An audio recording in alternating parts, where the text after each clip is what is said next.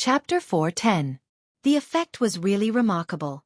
Zhang Tan jumped down from the tree and went to the bushes to take a look. He grabbed the bird's leg and shook it twice. A few feathers were shaken off and the bird's head was shaken to the side. There was no other reaction, but the bird didn't seem to be dead. As for whether it would die later, Zhang Tan didn't know. Zhang Tan was still exploring the effect of the tranquilizer bullet. Zhang Tan suddenly felt that he could no longer look at the automatic pencil directly. He estimated that when he saw the automatic pencil in the future, he would think of this thing in his hand now. Zhang Tan's technique wasn't good. If he was far away, he probably wouldn't be able to hit. Just like this bird, it was less than 3 meters away from Zhang Tan. Although it hit, it was a bit off. If it was 1 centimeter off, it would have been a waste of bullets. Fortunately, Zhang Tan's real target was people, so it was a big target. Zhang Tan pulled out the bullet from the bird's body and observed it. After the bullet was shot, there was a needle-like thing at the tip. When it hit the target, it would pierce the target's body. Even if the target was wearing clothes, as long as it wasn't the kind with good protection, it should be able to pierce through. Moreover, the needle had the tranquilizer effect. Regardless of whether Zhang Tan's technique was good or not, he could only explore this once. There were a total of 7 bullets. After using 1, there were 6 left. There were 6 people over there. Zhang Tan couldn't afford to waste any more bullets. This was Zhang Tan's secret weapon to deal with sudden changes. Otherwise, Zhang Tan would have no chance of winning in a hand-to-hand fight. Overall, Zhang Tan was still very satisfied with this special pen. The only thing he wasn't satisfied with was that only 1 bullet could be installed at a time. If he wanted to fire again, he had to reinstall it. The bullet was also a one-time use item. After using it once, it couldn't be reused. Zhang Tan installed another tranquilizer bullet, then pulled a vine and tied the cylinder of bullets and the special pen to his back. It was easier to climb the tree. For the current Zhang Tan, the tree was safer than the ground. Hiding in the tree was also not easy to be discovered. Not daring to leave for too long, Zhang Tan once again approached the place where those people were stationed. The 6 of them were no longer arguing, but the atmosphere was not very good. Moreover, Zhang Tan saw 2 people carrying big bags and packing things. This was not a good sign for Zhang Tan. Zhang Tan had originally planned to wait for Big Mountain to call for reinforcements, but looking at the behavior of these people, it seemed that they wanted to leave immediately. If they leave, will the animals in the shed be taken away? Would Pei Jie be taken away? If he was taken away, there was still a way out. He was just afraid that these people would find it troublesome and not plan to take him away. In this case, neither the animals nor Pei Jie would have a way out. Zhang Tan panicked. Now, he didn't know where Mao and the rest were. How long would it take for them to get here? He was afraid that when Mao and the others arrived, the 6 of them would have already left. If that happened, Pei Jie's situation would be even more dangerous. Of the 6 people on the other side, 2 of them were packing up their tents. The other 2 were holding a map and talking about something. They were probably planning where to escape to next. One of them was leaning against a tree and smoking. The last one carried a hunting rifle and entered the forest. Zhang Tan thought for a moment and followed the person who entered the forest. Although he did not want to alert the enemy, Zhang Tan was no longer in control of the current situation. If he waited any longer, Zhang Tan was afraid that things would change. Of course, these people might not touch Pei Jie, but Zhang Tan could not afford to gamble. He could only take action first. If not for the pen on his back, Zhang Tan would continue to think of a way. But now that he had the tools, Zhang Tan planned to try his best. He had the advantage of a figure and it was easier to hide in a place like the forest. Of course, it would be better if it was at night. His black leather clothes were more suitable for night operations. There were sporadic bird cries in the forest, and occasionally, the cries of wild beasts could be heard in the distance. The sun hung high in the sky. There were birds and insects. After the person who entered the forest was a certain distance away from the camp, he held his gun and looked around vigilantly. He could not see the camp from here. Similarly, the camp could not see him either. After confirming that there was no one nearby, he put the gun back on his back. Then, he opened a trouser pocket and took something out. It was a small bottle of medicine that he had stashed away. Recently, because things had not been going well, he was nervous. In a place like the forest, He had to maintain a high level of vigilance. In fact, he was already tired. He wanted to use some medicine to wake himself up. Of course, he had long wanted to use it. But when he was at the camp, he could not let the others see his private stash, so he had been holding back. Now that he was alone, he had to use it quickly. Then, he would have the energy to pack his things and escape. Just as he opened the bottle and focused most of his attention on the pills in the bottle, he suddenly heard a crack sound. He felt a pain in his back and his vision quickly blurred. Then he lost consciousness. Zhang Tan watched as the man fell to the ground. He waited for a few seconds, and when he saw that the man did not react, he loaded a new bullet into the pen, just in case. Then, he slowly approached the man on the ground. He carefully leaned over and kicked the person's leg. No reaction. He kicked again. Still no reaction. Very good. He must have been hit. After confirming that the person had really been knocked out and was not faking it, Zhang Tan dragged the person's gun and dagger over and hid them in a tall tree. He specifically chose a tree with dense foliage that made it easy to hide things. Even if the person woke up, he might not be able to remember where he had hidden his weapons. As for the medicine in the person's hand, Zhang Tan guessed that it might be one of those prohibited items. He did not dare touch it. He closed the bottle and hid it in the tree. Maybe it would be useful after this was over. After hiding the weapon and medicine, Zhang Tan took out the person's belt and tied his hands behind his back. Then, he dragged the person into the tall grass. The tall grass was good for hiding people. After taking care of one person, Zhang Tan thought about how to lure one or two more people over. He could only choose to attack them one by one. It was impossible for him to fight all of them at once. When the person was knocked out, he did not make a sound. The people in the tent probably did not hear anything either. How could he make a sound and attract one or two people over? Zhang Tan jumped up a tree and looked around from a high vantage point. There were no tall trees blocking his left front. Zhang Tan could see a small slope over there. There, some birds were active. Some birds liked to eat fruits, while others liked to eat rotten food. Zhang Tan jumped down the tree to check the situation. As he had guessed, there were more than a dozen birds there. There were crows and other birds that Zhang Tan could not name. At this moment, they were pecking at an animal that could no longer be recognized. It was probably killed and thrown here by those people and became a feast for these birds.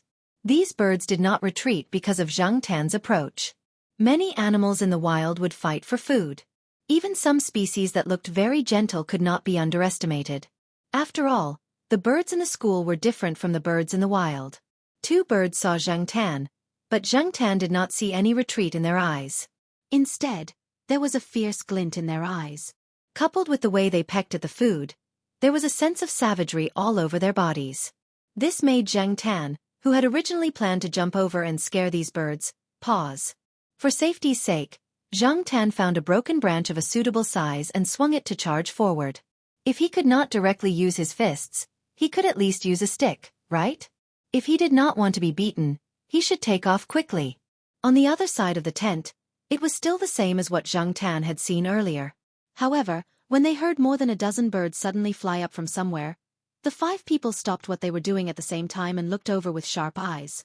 Usually, in this kind of situation, unless someone or other animals startled the birds would not suddenly fly up in unison. The 5 people looked at each other and picked up their guns. One of them shouted towards the forest for his partner who had just left. There was no response. After a simple discussion, they decided to send 2 people over to check out the situation, and the other 3 people would stay here. The 2 people who entered the forest walked in the direction where the birds had flown. However, when they got there, they did not find any traces of people. "It should be an animal," said one of them. The other person looked around carefully and nodded in agreement. The voice of the people at the base came through the earpiece. They explained the situation here. After leaving, they did not immediately return to the base. Instead, they searched for their partner who had entered the forest. Whether the other party was in danger or had betrayed them, they had to be sure so that they could proceed with the next step. This time, the 2 people were not very close to each other. The search area was larger, so there was some distance between the 2 of them. Zhang Tan hid behind a bush and watched as the distance between the 2 people got farther and farther. He chose one of them and followed. Because he could not guarantee his tracking skills, Zhang Tan predicted the other party's path, then took a turn and waited somewhere on the other party's path. Although the other party's path was a little different from Zhang Tan's prediction, the difference was not big. Zhang Tan still seized the opportunity and shot the other party's thigh with the third tranquilizer bullet. The person seemed to want to shout something, but unfortunately, he fainted before he could. Similar to the previous victim, Zhang Tan hid the man's gun and dagger on a tree. He dragged the man into the bush and tied him up. After changing the bullets, Zhang Tan used the same method on the third person. The other party was very vigilant, and Zhang Tan almost missed. Fortunately, he had the advantage of his size. The target was small, and the other party would not easily notice him. Otherwise, if he was slightly bigger, he probably would not be able to avoid the other party's line of sight. There were still 3 people and 3 bullets left. The people in the tent waited for a while and contacted the 2 people who had just entered the forest to look for the person. But this time, it was destined that no one would respond. The sun in the sky was a little dazzling, and the air was a little hot and stuffy. It was clearly daytime, and the temperature was fine, but the 3 people who stayed in the base felt that it was more frightening than the chill of the night. The 3 people went in one after another, and then there was no sound. Not a sound was heard. Who was it? If it was a betrayal, it was impossible for the 3 of them to escape without a sound, right? There was no warning at all. This matter was like a catalyst, instantly triggering the negative emotions in the people who were already mentally unstable. Someone must be coming. We can't stay here any longer. Leave immediately. If we're caught, we're done for. The person who had been packing up just now carried a bag and a gun and was about to leave. Bang! A gunshot rang out, and the person carrying the bag fell to the ground before he could take a few steps. There was a bloody hole in his chest. The person who had fired the gun was one of the people who had been studying the map just now. He was also the one who had captured Page Ye. They had already roughly decided on the escape route and the next place to rest. He did not allow anyone to act on their own. If someone did not follow the plan and betrayed him by revealing his plan, then everything would be for naught. Therefore, when the other person carried the bag and was about to escape alone, he decisively took care of any hidden dangers with a shot. It was just a temporary accomplice. If he died, then he died. Dead people were tight-lipped. Keep an eye on him. I'll leave after I take care of the things in the shed. With that, the person folded the map and put it in his pocket, then walked into the shed with his gun. The person who stayed outside did not look at the accomplice lying in the pool of blood, nor did he have any sympathy or pity. In his opinion, killing the other person was the right choice.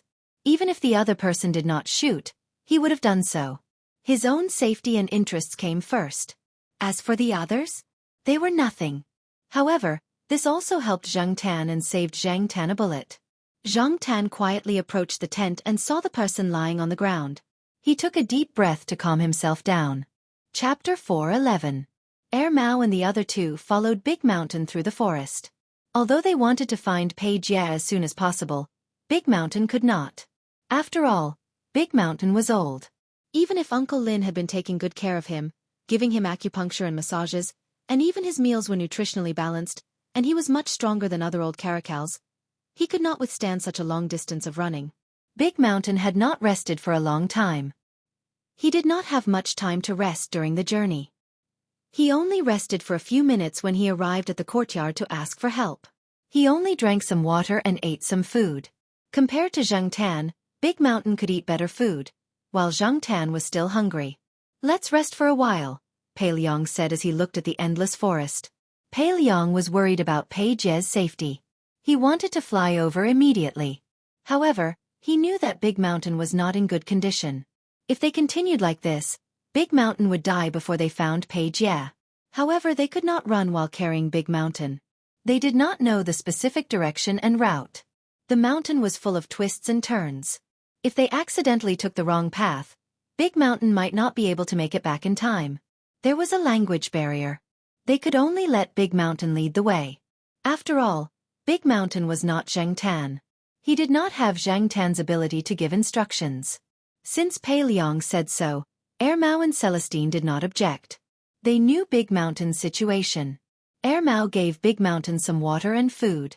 He raised his hand and massaged Big Mountain. His massage skills were not as good as Uncle Lin's, but it was good to let Big Mountain relax a little. They did not know how long the road ahead was. Big Mountain lay on the ground and closed his eyes to catch his breath. Now there were 3 people beside him. Although he used to like to find trouble with these fellows, he knew that with them around, there would be no danger. He did not need to waste his energy on guarding the surroundings. Seeing Pei Liang sitting on a rock in silence, Mao comforted him. Jie will be fine. Black Coal must be there with him. Senior Pei, you probably don't know much about that black cat. It's much more capable than we thought. That guy is very experienced in tricking people. Just as he was about to say something to comfort her, Mao suddenly remembered that although the black cat was capable, it was also good at stirring up trouble. He really didn't dare to think about what would happen. After all, the enemy wasn't easy to deal with. The corners of Pei Liang's mouth twitched. He wanted to reply with a smile, but he couldn't. He hadn't eaten much until now. The only thing he ate was the food that he had stuffed into his mouth because he had to follow Dashan to look for someone. That way, he would have enough energy to follow Dashan. Pei Liang was anxious. How could he not be anxious? It was even more impossible for him to laugh. In the midst of silence, Celestine's phone rang. Because the signal in the forest was not good, there were many places where there was no signal at all. Therefore, when the 3 of them came over, their master gave them a satellite phone. After hearing a few words from the other side of the phone, Celestine didn't look too good. What's wrong? Pei Liang's heart was in his throat. He was afraid that he would hear bad news about Pei Jie.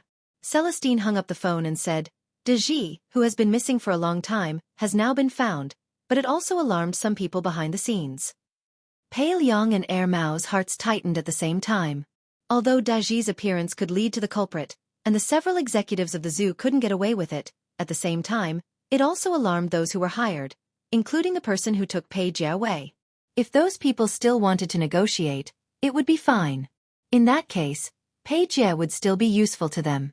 However, they were afraid that those people would be agitated and not intend to use hostages to threaten or negotiate. They would directly kill Pei Jie and then escape. Mao rubbed Dashan's black ears and scratched his chin. Then, he held Dashan's head with 2 palms and looked at Dashan's opened eyes. Dashan, I have to trouble you. Dashan stood up, looked around, identified the direction, and continued to walk forward. On the other side, Zhang Tan looked at the person guarding the tent. He held a loaded pen in his hand and thought about how to get rid of this guy. At this time, a bird flew over from the forest. Bang! The innocent bird fell from the sky, and its scattered feathers gradually drifted down. The person who fired the gun didn't have much emotion on his face. It was as if he had just broken a branch and did something that couldn't be more normal. He didn't even look at the bird that was shot down and continued to be vigilant of the surrounding forest.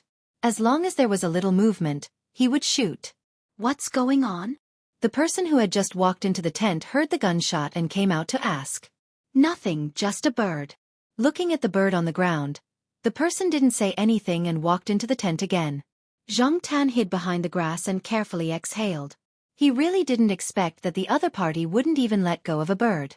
Well, he could decisively shoot his accomplice, let alone a bird. If Zhang Tan walked out now or was discovered by the other party, he would definitely be shot. He would rather kill a cat by mistake than let go of any suspicious movement. This was the other party's strategy now. What should I do? Zhang Tan was still some distance away from the other party. He also knew that with his clumsy skills, his accuracy would definitely not be high at this distance. If he shot here and missed the target and exposed himself, then it would be miserable. He might even immediately become a cat fairy. After thinking about it, Zhang Tan quietly retreated and then came to the place where he had just tested the first bullet. The bird was still lying there, motionless. Zhang Tan stood up and picked up the bird. Looking at the bird in his hand, Zhang Tan thought to himself, "You're unlucky to have met a cat. I can only sacrifice you." Zhang Tan thought about throwing stones or other inanimate objects, but the other party obviously had a lot of experience in hunting in the forest. A stone or a bird, perhaps, the other party could betray him at that moment. This way, Zhang Tan wouldn't be able to achieve his goal of distracting the other party. Regardless of whether the other party really had that kind of distinguishing skill, Zhang Tan planned to use the bird to try. It was a pity that he didn't know how to use a shotgun, and it wasn't convenient for him to use a shotgun. Otherwise, he would have just used a shotgun to kill these people. Zhang Tan shook his cat paws in disdain, carried the bird, and sneaked back to the tent. At this moment, there were gunshots coming from the tent, and monkey screams could also be heard. Zhang Tan's heart skipped a beat. Was the person who had just entered the tent planning to silence him? He had originally planned to wait for an opportunity, but now it seemed that he couldn't wait any longer. If he waited any longer, Pei Jie would probably lose his life. The person standing by the tent would change direction every now and then. Zhang Tan was closest to the other party. When the other party turned sideways, he took a deep breath, raised his hand, and threw the bird with all his strength. The other party's reaction was also fast. Based on the faint sound, he could tell that the object was flying from the air. When the other party's attention was on the bird, Zhang Tan quickly ran out of the bushes and ran towards the other party. Bang! A shot hit the target in the air. After this shot, the other party didn't stop. Although he didn't see clearly what was running out of the forest, he still wouldn't let go of any suspicious object. He quickly turned the muzzle of the gun. Bang! Another shot. It was just a hair's breadth away from success and failure. When Zhang Tan rushed over, he didn't think about anything else. He ran over at full speed. When he was close to the person, he pressed the pen and ran after shooting. When he heard the second gunshot, he even felt all the hair on his body stand up. A sense of extreme danger instantly descended upon him. However, he didn't care too much. After shooting the bullet in the pen, Zhang Tan ran to the back of the tent and jumped into the bushes. After waiting for a while, he didn't hear any other movements. He carefully looked outside. On the other side of the tent, the person who had been shooting just now was now on the ground. A small bullet was nailed to the other party's bare arm. Zhang Tan found a clod and threw it over with all his strength. He threw it at the other party's face. The clod hit the person and broke into several small pieces. The dust scattered, but the person who was hit still maintained the same appearance. The expression on his face didn't change much. Zhang Tan walked out of the bushes and jumped behind the tent. He looked again, then quickly rushed over and dragged the gun in the other party's hand. The person still didn't react. Looking at the bullet hole on the ground, it was less than a palm's distance from the route Zhang Tan ran to just now. If Zhang Tan was a little slower, he might have been shot. He still underestimated the ability of these people. Fortunately, there was only one person left here. Zhang Tan was temporarily relieved. He hid the gun in a nearby tree, then dragged the person into a tent. He tied a few rounds of rope in the tent and tied a dead knot. Bang! There was another gunshot from the tent. Zhang Tan had just tied up the unconscious person's hands and didn't have time to tie up the unconscious person's legs. Anyway, the effect of the drug would last for a while. Zhang Tan changed a bullet in the pen and hurried over to the tent. Inside the tent, Pei Jie was indeed not in a good condition. After he saw the person who kidnapped him walk into the tent, he zipped and locked the curtain of the tent. This way, if the people outside wanted to come in, they could only open it from the inside without destroying the tent. They couldn't open it from the outside. Destroying the tent would definitely cause a certain amount of commotion. It was impossible for the other party to not notice. After entering the tent, the person shot a monkey and used a knife to take out the things on the monkey's body. Then, the second monkey, and then the red panda. Inside the tent, the curtain was closed and the light was very dim. The person turned on a solar-powered camping light hanging inside. This way, Pei Jie could see the situation clearly. Looking at this bloody scene, Pei Jie could no longer hold it in and burst into tears. F***ck. I don't want to be Superman anymore. This profession is too dangerous. If I'm not careful, I'll lose my life. Why aren't Dad, Uncle Wei, and Uncle Mao here yet? Where did Black Charcoal go? Could it be that he ran away on his own? After all, he was still a child. Even if he was usually naughty, he couldn't withstand the stimulation of blood and the threat of death. At first, Pei Jie wanted to cry out loud. If there were any reinforcements nearby, he could urge them to quickly come to his rescue. However, as he cried and cried, all of Pei Jie's grievances and fear surged out. He cried until he hiccuped. The person didn't stop Pei Jie and let him cry loudly. He said in a slightly dialect Mandarin, "Cry slowly. It'll be your turn later." As he said that, the person looked at the curtain and then looked around the tent. He had just confirmed that no one could enter quietly, not even a child. However, he didn't know that cats weren't included. When Zhang Tan came in previously, he didn't come in through the curtain, but through the surrounding cloth fence that wasn't fixed. Zhang Tan chose to come in close to a cage. The dead monkey in the cage was still lying inside. The light shone there, casting a shadow on the cloth fence near the ground. In such a big place, there was no way for people to hide. Therefore, the person only glanced around before focusing on the last red panda again. This red panda's mental state had been getting better and better in the past 2 days. Its mind was also clear. It stuck close to the cage, away from the other side. However, it was still locked up and couldn't escape. Even if it knew it was dangerous, it couldn't help. It could only curl up there and stare in horror. The person held a gun and pointed the muzzle at the last red panda in the cage. Just as he was about to shoot, he thought of something and shouted outside the tent. He shouted the name of his accomplice who was guarding outside, but he didn't get a response.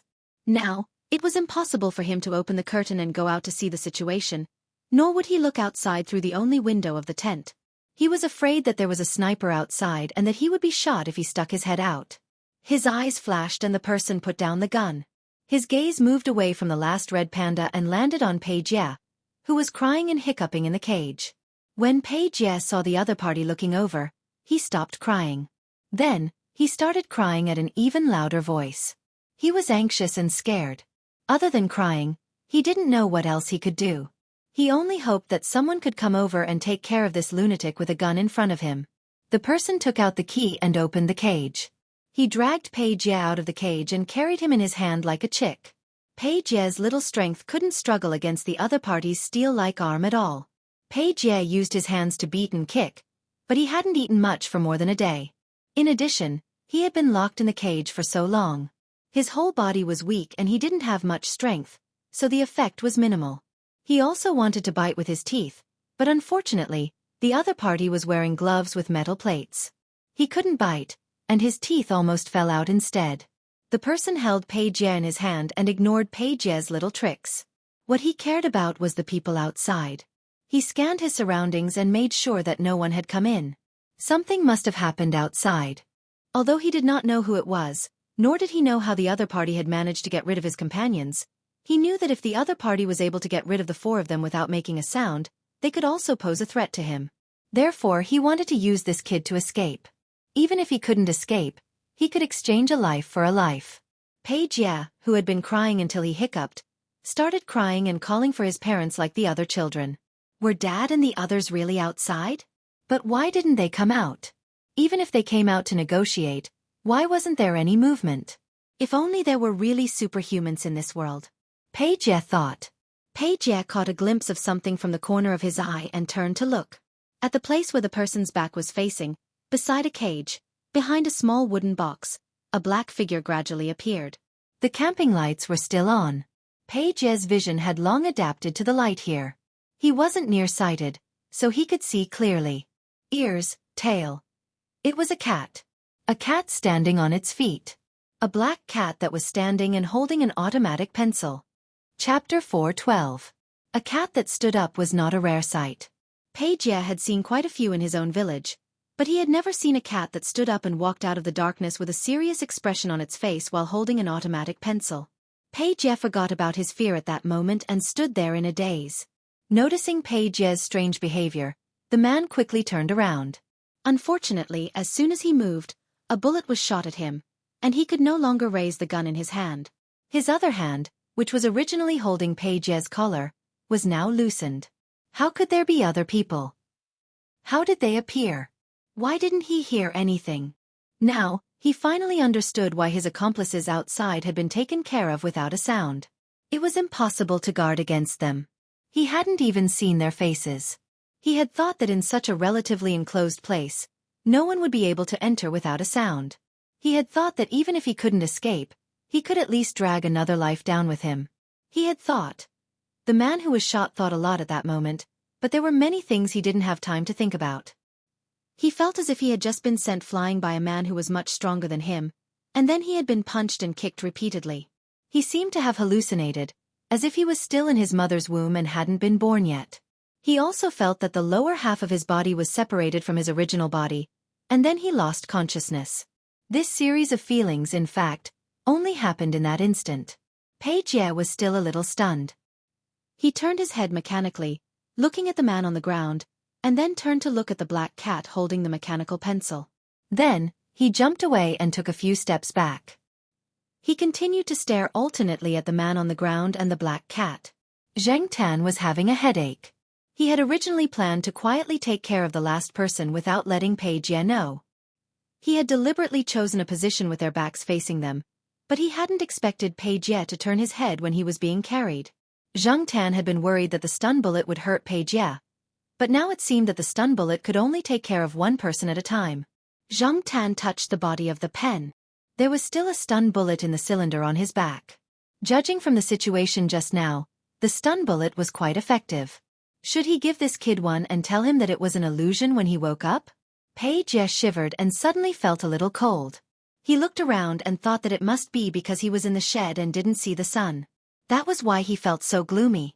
Because of this, Pei Jie came back to his senses. No matter what was wrong with the black cat, what Pei Jie wanted to do the most now was to escape from this place. Inside the shed, there was the smell of blood. This was caused by the man who killed the 4 animals. Now that Pei Jie had regained his senses, he wanted to vomit when he smelled the stench mixed with the smell of blood. However, he did not dare to lift the cloth and run out of the shed. Who knew if there were any dangerous people outside? Pei Jie had no choice but to look at Zhang Tan again. Black, charcoal? Pei Jie stammered out those few words. Zhang Tan put the pen back on his back and decided not to kill Pei Jie for the time being. He also left a bullet in case of future trouble. If the people who were killed woke up, he could use the bullet to kill as many as he could. As for what Pei Jie did just now, Mao and Celestine should have known that he was different from other cats. As for Pei Liang, he saved his son. He wouldn't bite the hand that fed him, right? He was brothers with Mao and Celestine, so his character should be guaranteed. Human lives were the most important thing. They should choose to keep secrets. Forget it. Don't think too much about it. Escaping from here was the most important thing. Pei Jie was smart. He didn't rush out directly, which made Zhang Tan a little satisfied. He knew what was good and bad, and he could choose the safest and most correct way. He should be able to keep a secret, right? Zhang Tan crawled out of the tent and looked around. The people who were tied up in the tent were still motionless. Zhang Tan jumped up a tree to observe the surroundings, then returned to the tent. When he looked back into the tent, Zhang Tan couldn't help but shiver. He found that Pei Jie had already taken the gun and dagger from the people on the ground. Looking at the way he was fiddling with the gun, this kid probably wanted to shoot a few more times. The little kid who was crying and hiccuping a few minutes ago was now acting like he was the winner. Zhang Tan suddenly understood why Pei Liang's family couldn't control this kid. With a gun, Pei Jie wasn't so afraid now. He had actually played with a shotgun before. There were a few old hunters in the village who had learned how to hunt with a shotgun. Pei Liang had also taught them. Although the gun in his hand was different from the ones in the village, Pei Jie was no stranger to this feeling. Some children were born not afraid of these things, and it was easier for them to accept them. For the current Pei Jie, the gun was still a little heavy, and it was difficult to hold it. Before Zhang Tan came back, he had been vigilant of the people on the ground, afraid that they would jump up again. Pei Jie's face lit up when he saw Zhang Tan. He had thought it through. No matter what the cat's background was, as long as they were on the same side, it would be fine. The cat had just saved his life and defeated the steel-like enemy, so he could rely on it. When Zhang Tan was outside, he had already put the last stun bullet into the pen. The cylinder that held the bullets had also been put back into the treasure chest, so now he only had a pen on his back. However, Pei Jie's attention wasn't on it, so he didn't notice any difference. Zhang Tan tilted his head and signaled Pei Jie to follow. He then lifted the tent that wasn't fixed and crawled out. Pei Jie followed Zhang Tan and crawled out. When he crawled out, he made a little noise, but fortunately, he wasn't as big as an adult, so he could still crawl out. After he got out, he didn't forget to take the gun with him. Zhang Tan led the way in front, while Pei Liang carefully followed behind. He knew that his hearing wasn't as good as Zhang Tan's, so he just followed silently. He didn't doubt Zhang Tan's judgment. Zhang Tan remembered the places where the people he had defeated were. He just had to avoid those places and leave with Pei Jie. While walking, Zhang Tan suddenly stopped. His ears twitched, and he looked diagonally in front of him. Seeing Zhang Tan like this, Pei Jie quickly found a place to hide.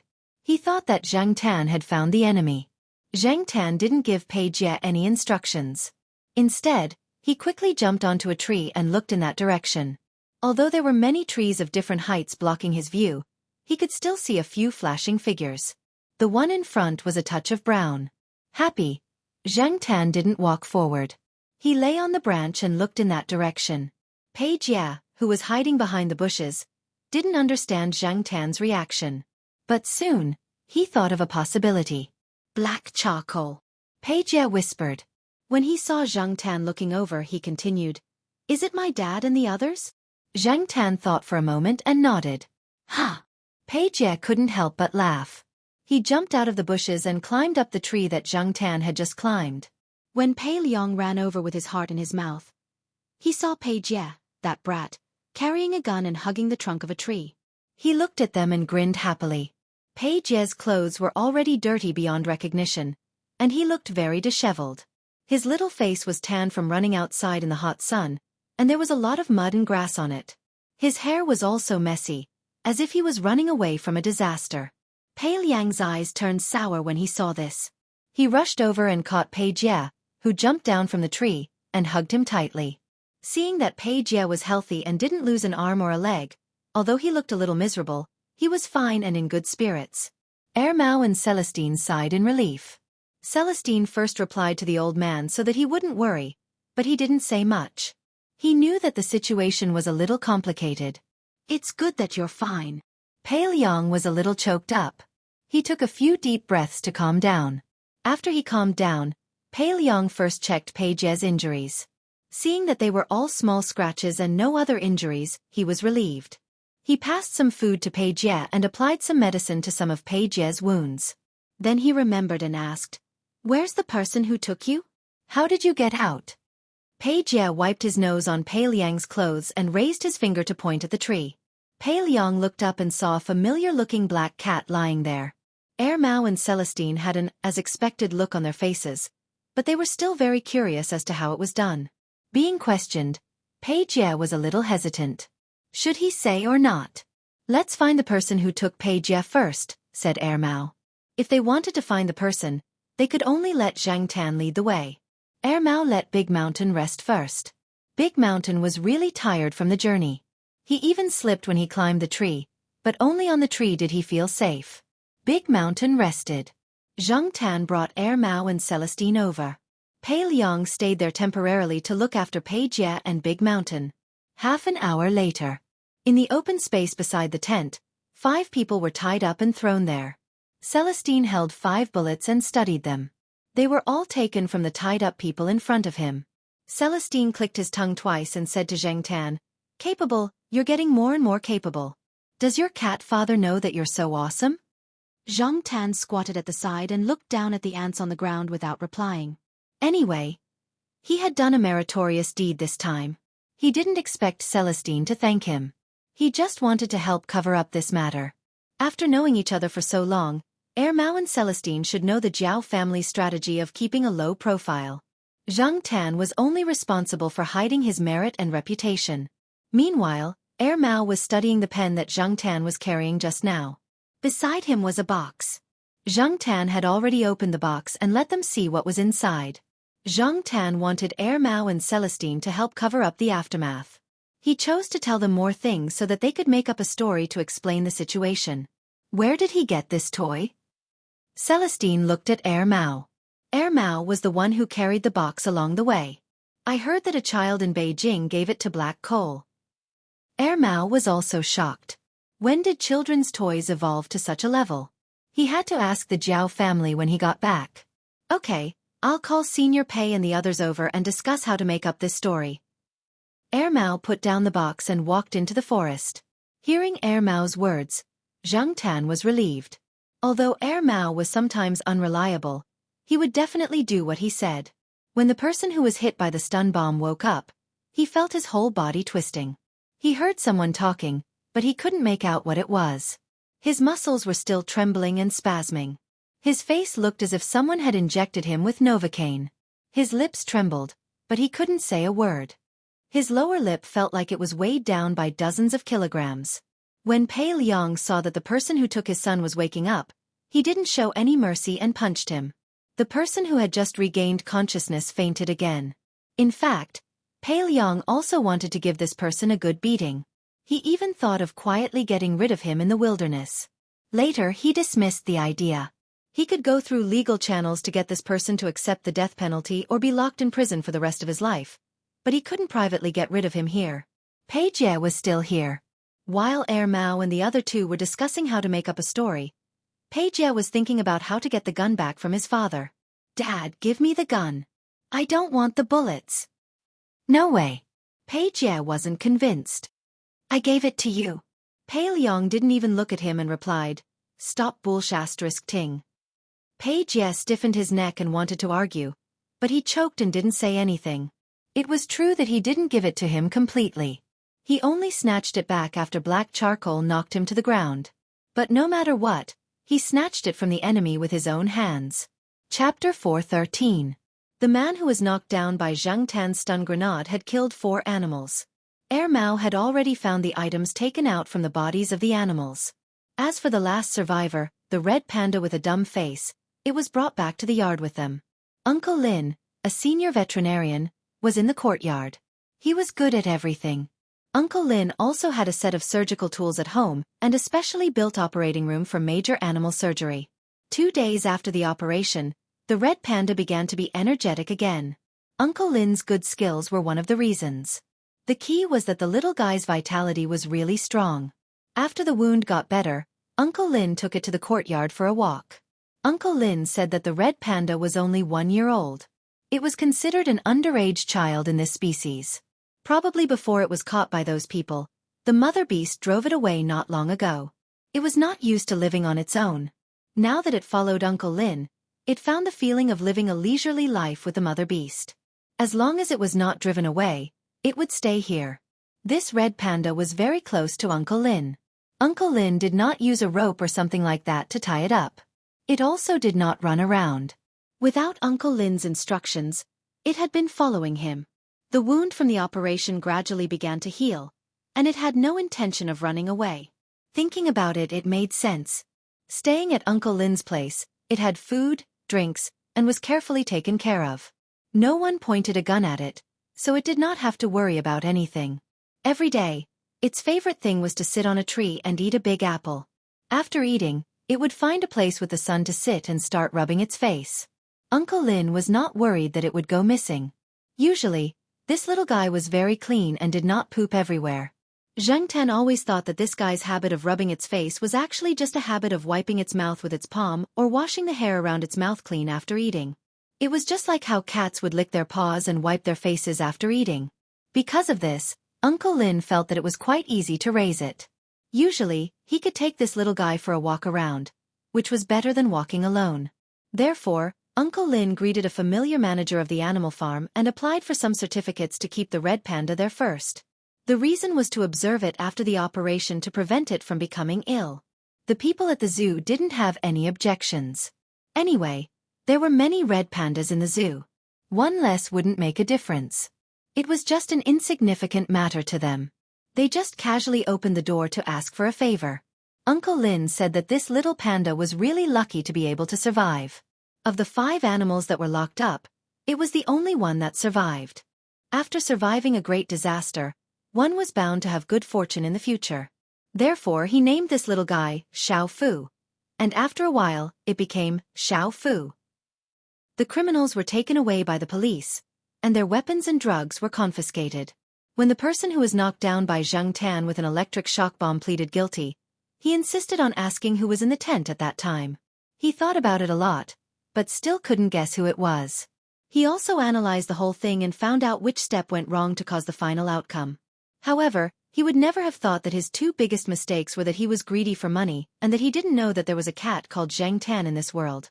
Pei Jie had also been questioned, but this child had been told by his father what to say and what not to say. He was also very good at lying. Moreover, when he was questioned by the police, he didn't know when, but he began to cry. The tears came as he wished. Pei Jie temporarily kicked aside the words, "Men bleed but don't cry," and said that this was called strategic crying, which was within the acceptable range.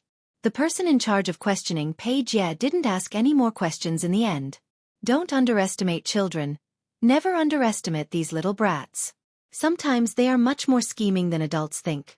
Pei Jie also promised Zhang Tan afterward that in order to repay the favor of saving his life, he would keep the truth of the matter hidden. A good man is loyal and never betrays. In fact, Pei Liang looked quite upright. It was a pity that Pei Jie didn't inherit his father's sense of justice. Instead, he got himself into trouble. When Pei Liang and Pei Jie were alone, Pei Liang wanted to comfort the child to prevent him from having any psychological trauma from his childhood. However, he found that this child's nerves were too strong. Other than a small obstacle, he was very good. Even when he talked about what happened at that time, he was able to speak clearly. Not only was his words clear, but he also knew how to exaggerate. It was like telling a story. What was clearly a very normal thing became a fantasy in his mouth. After being warned by Pei Liang several times, Pei Jie finally stopped his wild thoughts. I was really scared at that time. Dad, you don't know.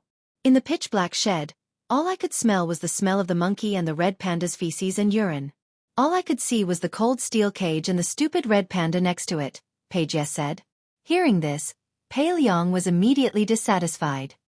He frowned and said, "What are you talking about? That's not stupid, that's charmingly naive." "Oh, it's the spring and autumn calligraphy that you mentioned before. I felt uneasy when I saw its charmingly naive look." Can the word uneasy be used?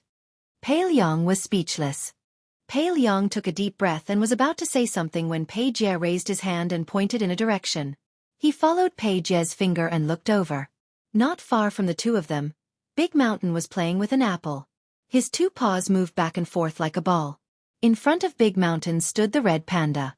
Its eyes were fixed on the apple that Big Mountain was moving, and its head moved left and right. Big Mountain was obviously teasing the red panda. After moving the apple back and forth a few times, it jumped onto the wooden table in the yard with the apple in its mouth.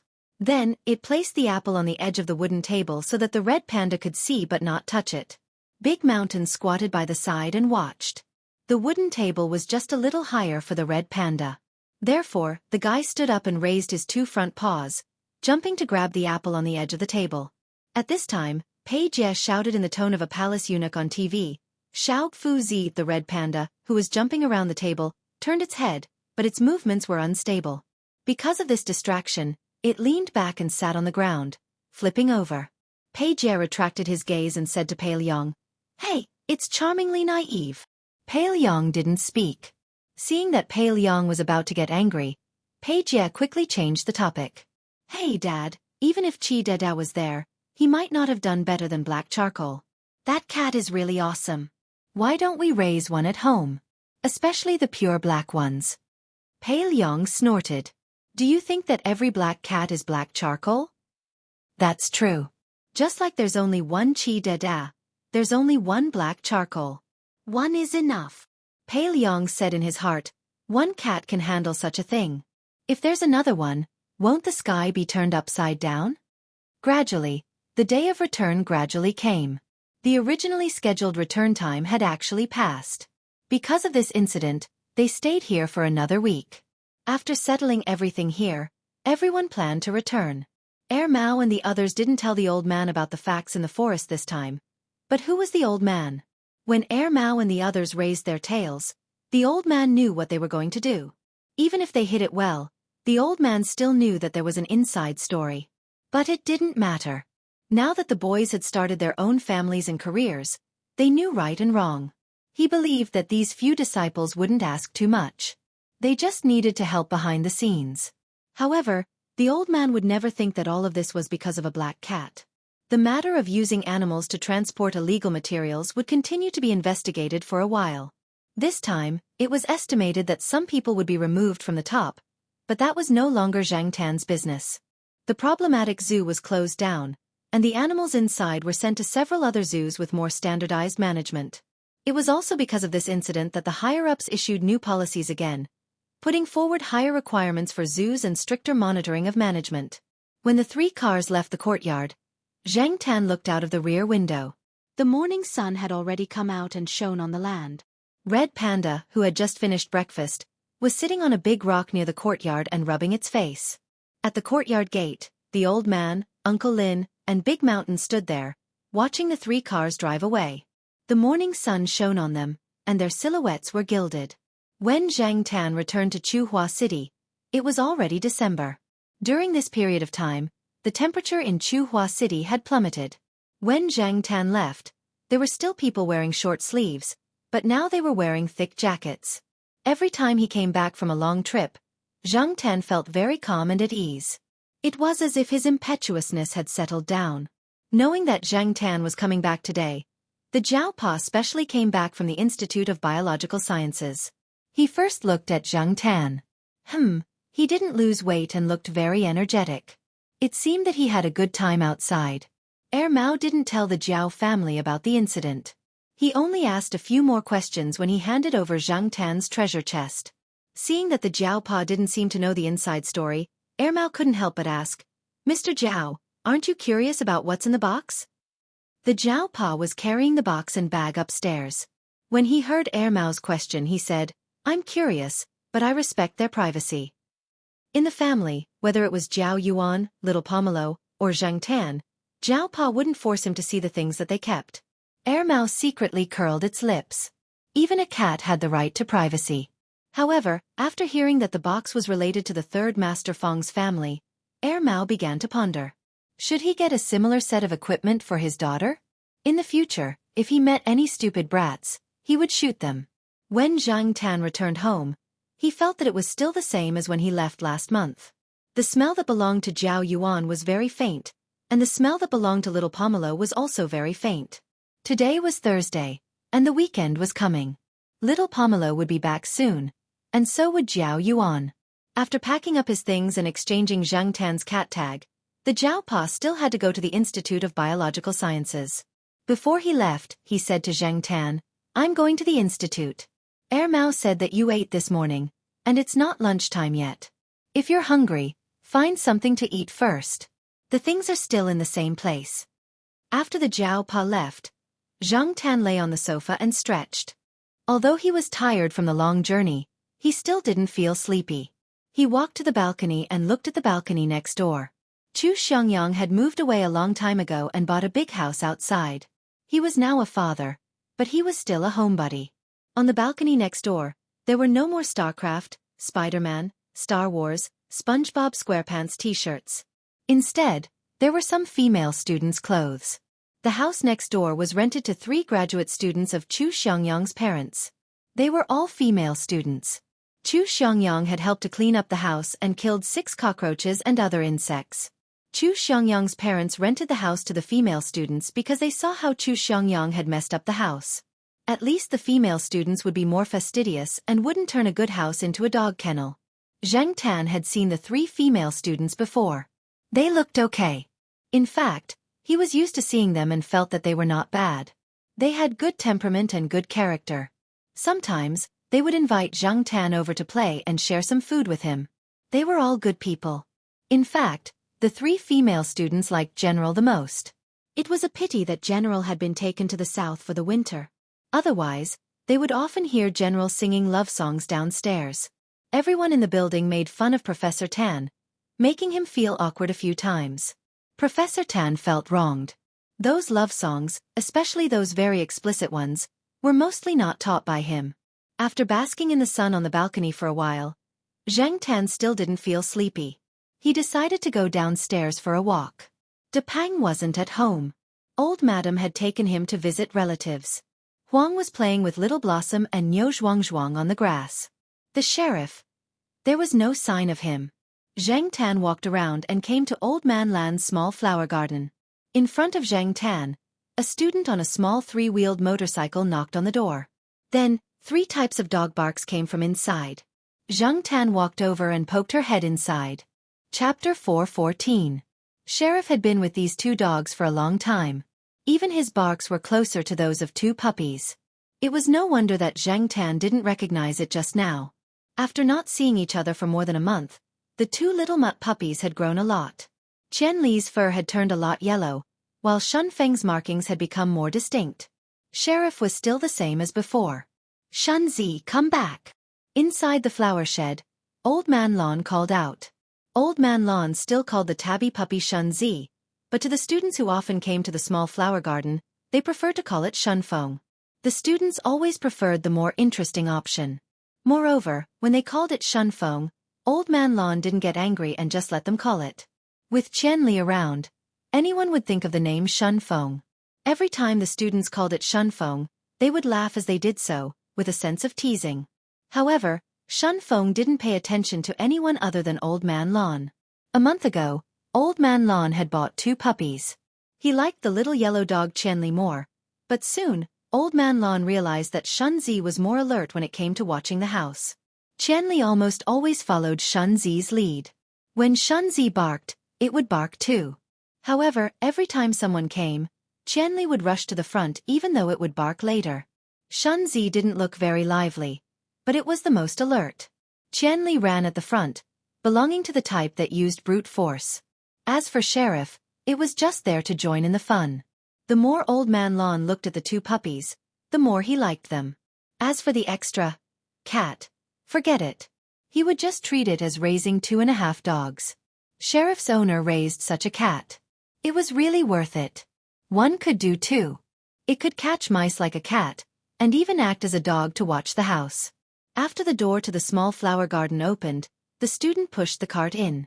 When Shun Zi saw the person, it wagged its tail and crawled back.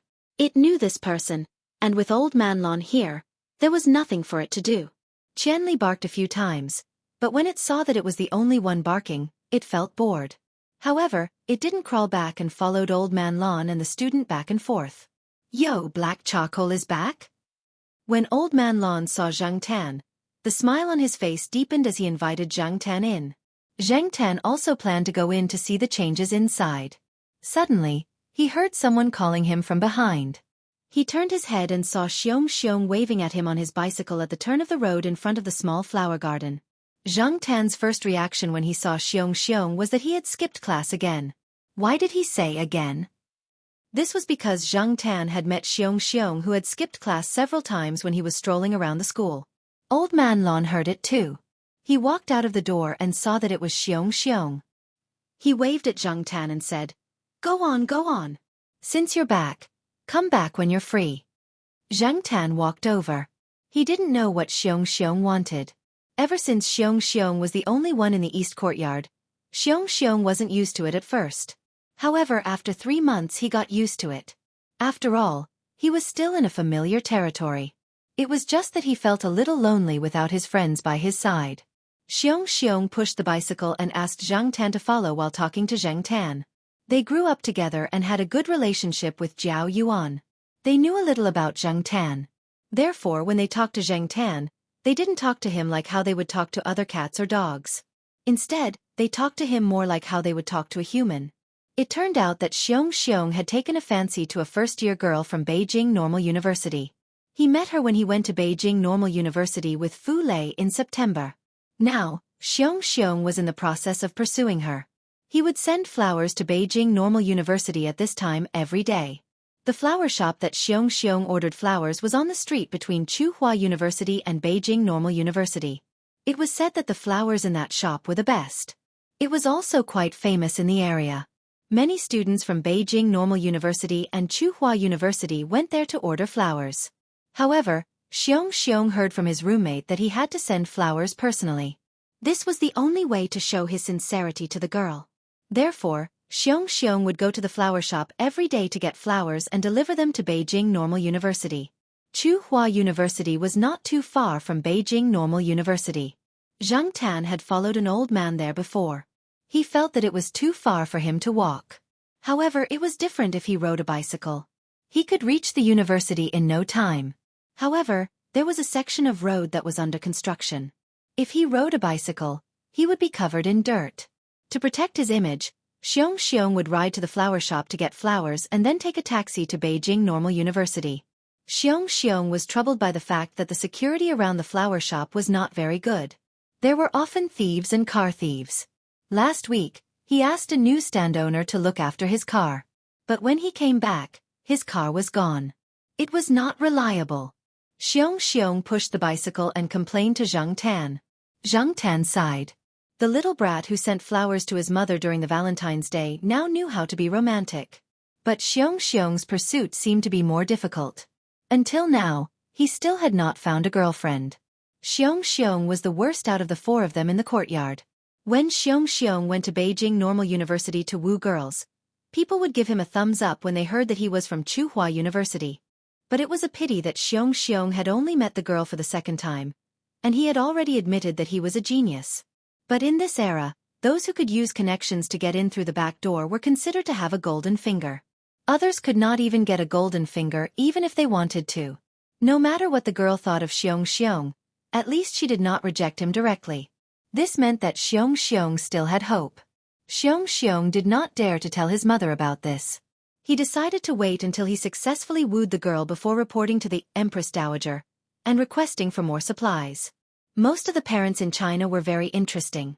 Before entering university, they would tell their children not to fall in love early and not to do this and that with the opposite sex.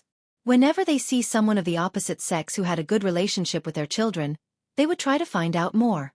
They wanted to nip this in the bud. But once the college entrance exams were over and their children went to university, they would start to talk about if there was someone of the opposite sex they had a good relationship with. When would they bring her home to meet? And so on and so forth. Why did so many children want to graduate from high school as soon as possible? Because after graduation, he would be able to pick up girls under orders, and he would be able to do so openly. Also, they would have a strong supply of supplies. Xiong's mother knew that Xiong did not keep track of how much money he spent, so she kept a tight lid on Xiong's money. Now, in order to woo girls, Xiong spent most of his money on taxis and flowers in addition to his daily expenses. Now that he had just bought a new bicycle, none of his classmates would skip class to help him look after the bicycle. Originally, Xiong planned to spend money to hire someone near the flower shop to look after the bicycle. After all, with money as the foundation, the other party would not slack off. But when he turned around and dug into his pocket, Xiong realized that he was short on funds. Today, he happened to see Zhang Tan. Therefore, Xiong's brain, which was usually not very fast, suddenly worked and came up with a brilliant idea. Let the cat look after the bicycle. It would only take more than an hour to go back and forth. It would be just in time for dinner and would not delay Zhang Tan's meal. Zhang Tan did not have a problem. Anyway, he had nothing to do. It was rare to see Xiong like this, so he decided to help him. My mom said that I lack gold in my 5 elements, so I spend the money I get in 2 days. But I don't think so. Xiong said. Zhang Tan thought, how is it that you lack gold in your 5 elements? It's clearly that you lack a nerve. I feel that I lack color in my 5 elements. I'm obviously handsome and extraordinary. Why is it so difficult for girls to fall for me? Zhang Tan. No matter how he looked at it, he felt that this person was not handsome at all. As for extraordinary, Xiong was 1.8 meters tall and weighed 180 kilograms. Oh, this was last year's weight. Because the 3rd year of high school consumed too much energy, his weight decreased slightly. After the 3rd year of high school, this guy's weight directly broke through 190 kilograms and went straight to 200 kilograms. This person was not the muscular type. Walking out of the school gate, Xiong passed by a dumpling shop and saw the boss rolling out dumpling skins. Xiong pretended to be mature and sighed. Sigh, my rolling pin is gone forever. Speaking of the rolling pin, this was a legendary incident in the East Courtyard. In the past, there was an old lady in the East Courtyard. Once the old lady planned to make dumplings at home and did not have a rolling pin, so she went out to buy one.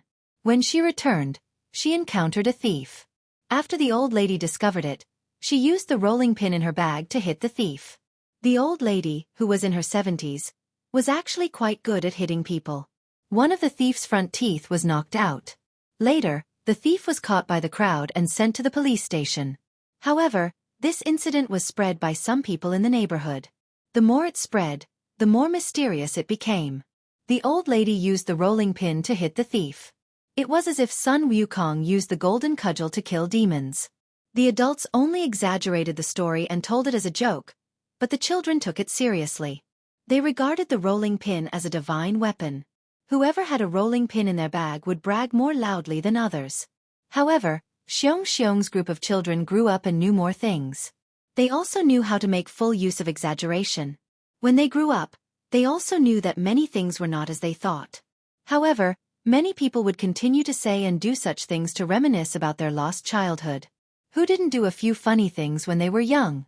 Therefore, even though Xiong did not use the rolling pin as a weapon, he kept it.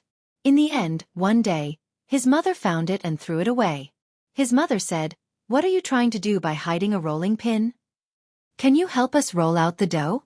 The flower shop was a bit far from the school gate. It was about 10 minutes by car. Xiong asked Zhang Tan to squat in the car basket.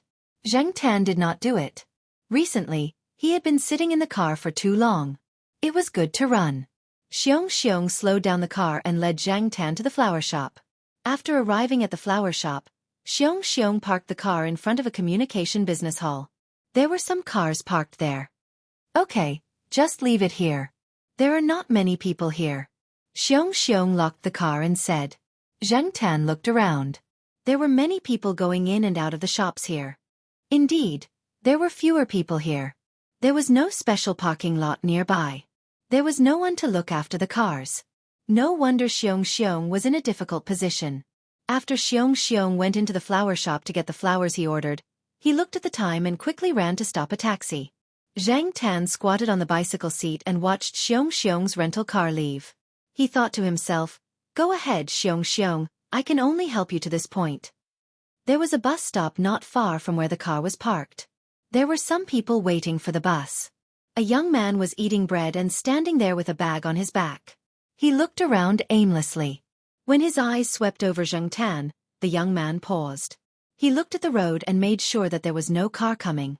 Then, he walked towards Zhang Tan. After walking in front of Zhang Tan, the man took 2 bites of the bacon bread. He raised his hand and pulled out the bacon on the bread and handed it to Zhang Tan. Zhang Tan looked at the bacon in front of his nose and ignored it. "You're not eating?" Seeing that Zhang Tan was not eating, the man threw the bacon in his hand into his mouth and tore off some bread and handed it over. Chapter 4:15. Zhang Tan continued to ignore the bread in front of him. Seeing that Zhang Tan really wasn't eating anything, the man in front of him stuffed the torn bread into his mouth. He quickly glanced at the bus stop to see if the bus he was waiting for was coming. Seeing that there wasn't, he continued to stand there. After finishing all the bread in his hand, he reached out to touch Zhang Tan's cat head, but Zhang Tan dodged him. Zhang Tan was impatient. This person really didn't have any eyesight. If he was waiting for the bus, he should have just waited for the bus. Why did he come here? Was he trying to provoke him? There were many people like this who wanted to touch cats when they saw them. They didn't know that many cats actually didn't want to be disturbed. Of course, some wanted to play with people, but Zhang Tan was definitely not one of them. If it weren't for the fact that he had to watch Xiong's car, Zhang Tan would have run away long ago. Zhang Tan really wanted to punch him, but it didn't seem good to do so in public. Unfortunately, Zhang Tan's resentment was obviously not understood by the man. He reached out to try again, but Zhang Tan couldn't help but slap his hand away a few times.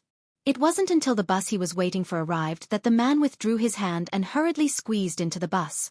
Seeing that the man finally left, Zhang Tan breathed a sigh of relief. People like the man just now were more fond of cats. Usually, when they saw stray cats or domestic cats wandering outside, they would approach them. Other cats were lucky to meet such people, but Zhang Tan didn't want to meet such people because they were very clingy and difficult to chase away. Even if they were scratched, they wouldn't be angry. Zhang Tan couldn't resist this kind of enthusiasm. Zhang Tan once saw a beautiful girl play with a cat that was squatting by a flower bed. As a result, she was scratched by the cat while playing with the cat. A few bloody marks appeared on the back of her white and tender hand, but the girl wasn't angry. She didn't complain or kick the cat. Just as she was thinking about it, Zhang Tan noticed another person approaching. This time, it was 2 young women who were walking together. They were probably students from a nearby university. These 2 were even more enthusiastic than the backpack man. However, Zhang Tan saw that the 2 of them were quite good-looking, so she let them touch her twice. But it was only twice. In order to watch Xiong's car, Zhang Tan sacrificed his body. Xiong was complaining about the lack of color. Zhang Tan, while complaining that there were too many people coming over to harass him, he was quite proud of himself. Look, when I was squatting here, the girls came of their own accord. More than an hour later, Xiong ran back, drenched in sweat. Originally, he had planned to take a taxi, but money was tight recently, so Xiong ran back directly. He thought of it as losing weight. Along the way, he passed through a section of the road that was under construction. There was a lot of dust on his body, and some dust could be seen on his hair. Coupled with the sweat on his forehead, he looked a little embarrassed. But now that he had delivered the flowers, no matter how embarrassed he couldn't see his sweetheart anymore. So, Xiong felt at ease. When Xiong came over, it was already the fourth group of female students in front of Zhang Tan. However, when the female students in front of Zhang Tan saw Xiong approaching, they ignored Zhang Tan and pulled the people around them away quickly. This made Xiong very depressed. Xiong bought a 1 yuan bottle of purified water and drank a few mouthfuls. He sat in the back seat and complained to Zhang Tan, "Black charcoal, why do you think those girls are hiding when they see me?"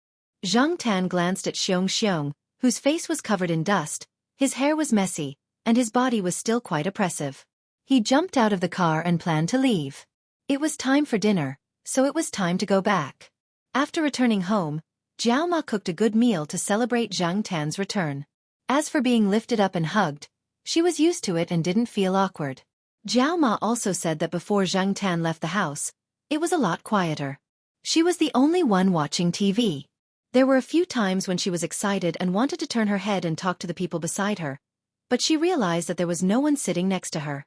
There was also no cat lying there. At that time, Jiao Ma was very sad.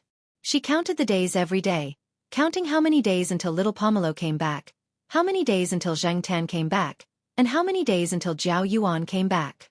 Now, even if only Zhang Tan came back, Jiao Ma was very happy. When she watched TV, she laughed even louder.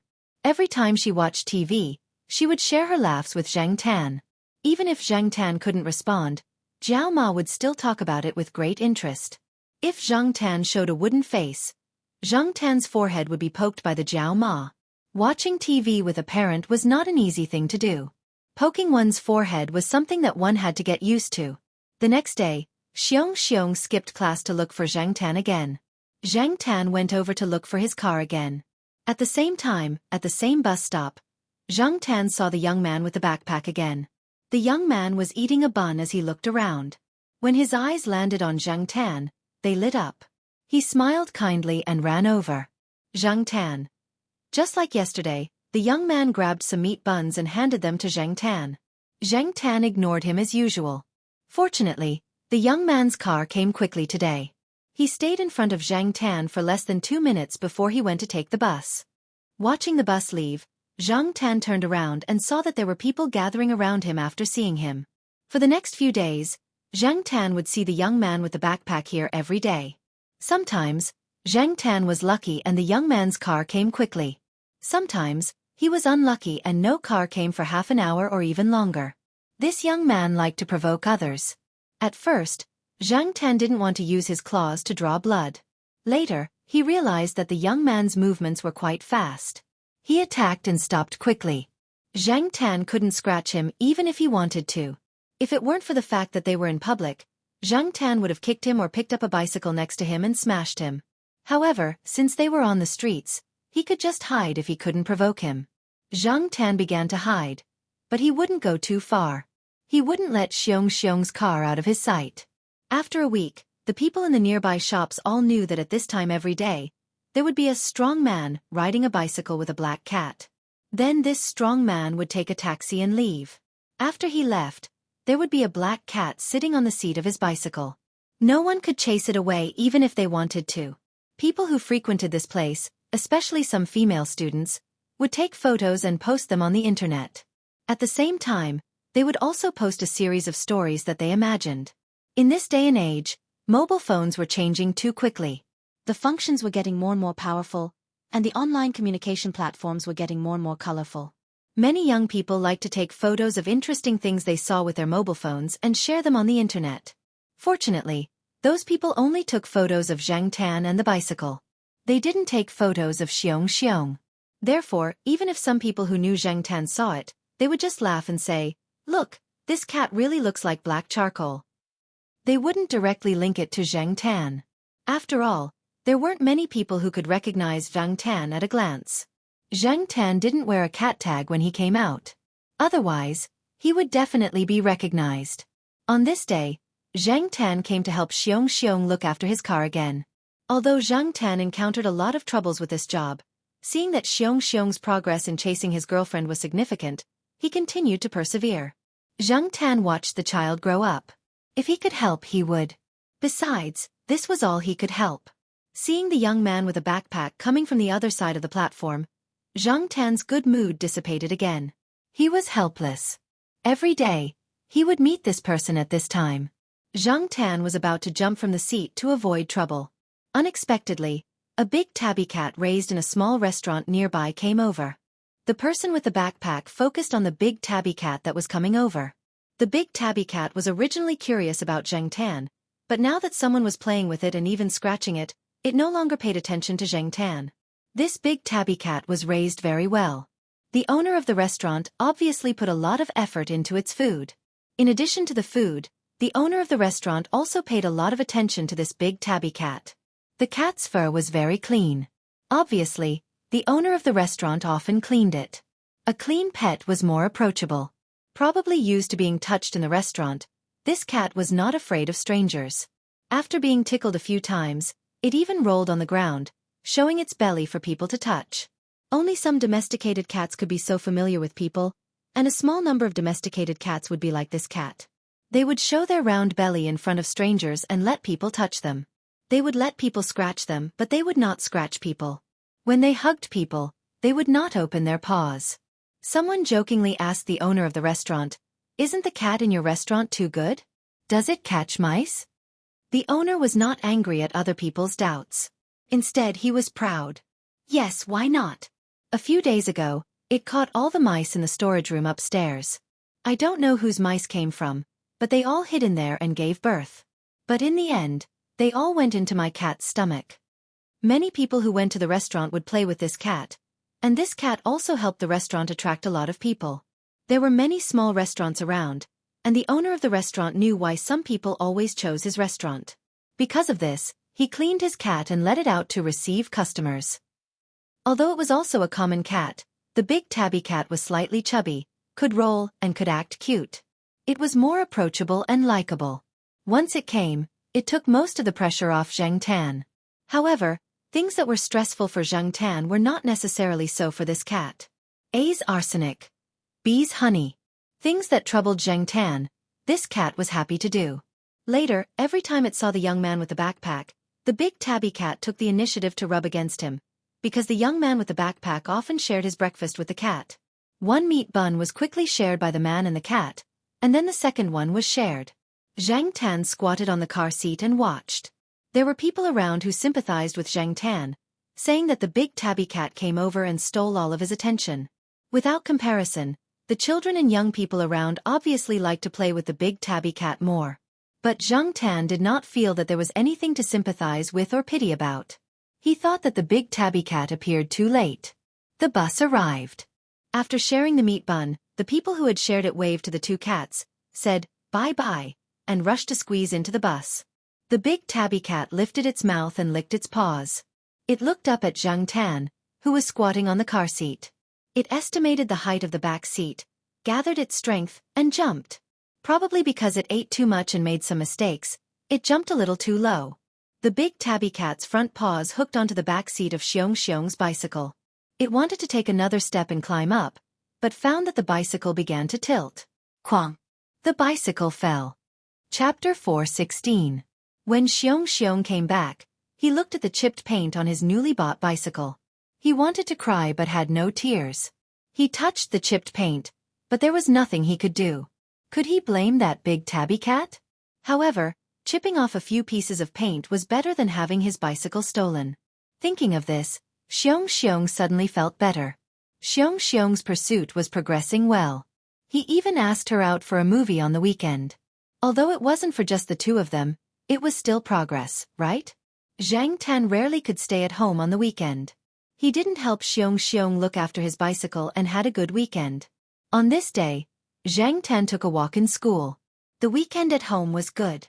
After little Pomelo came back, the atmosphere at home was different. It was much livelier. However, after 2 days, little Pomelo had to leave again.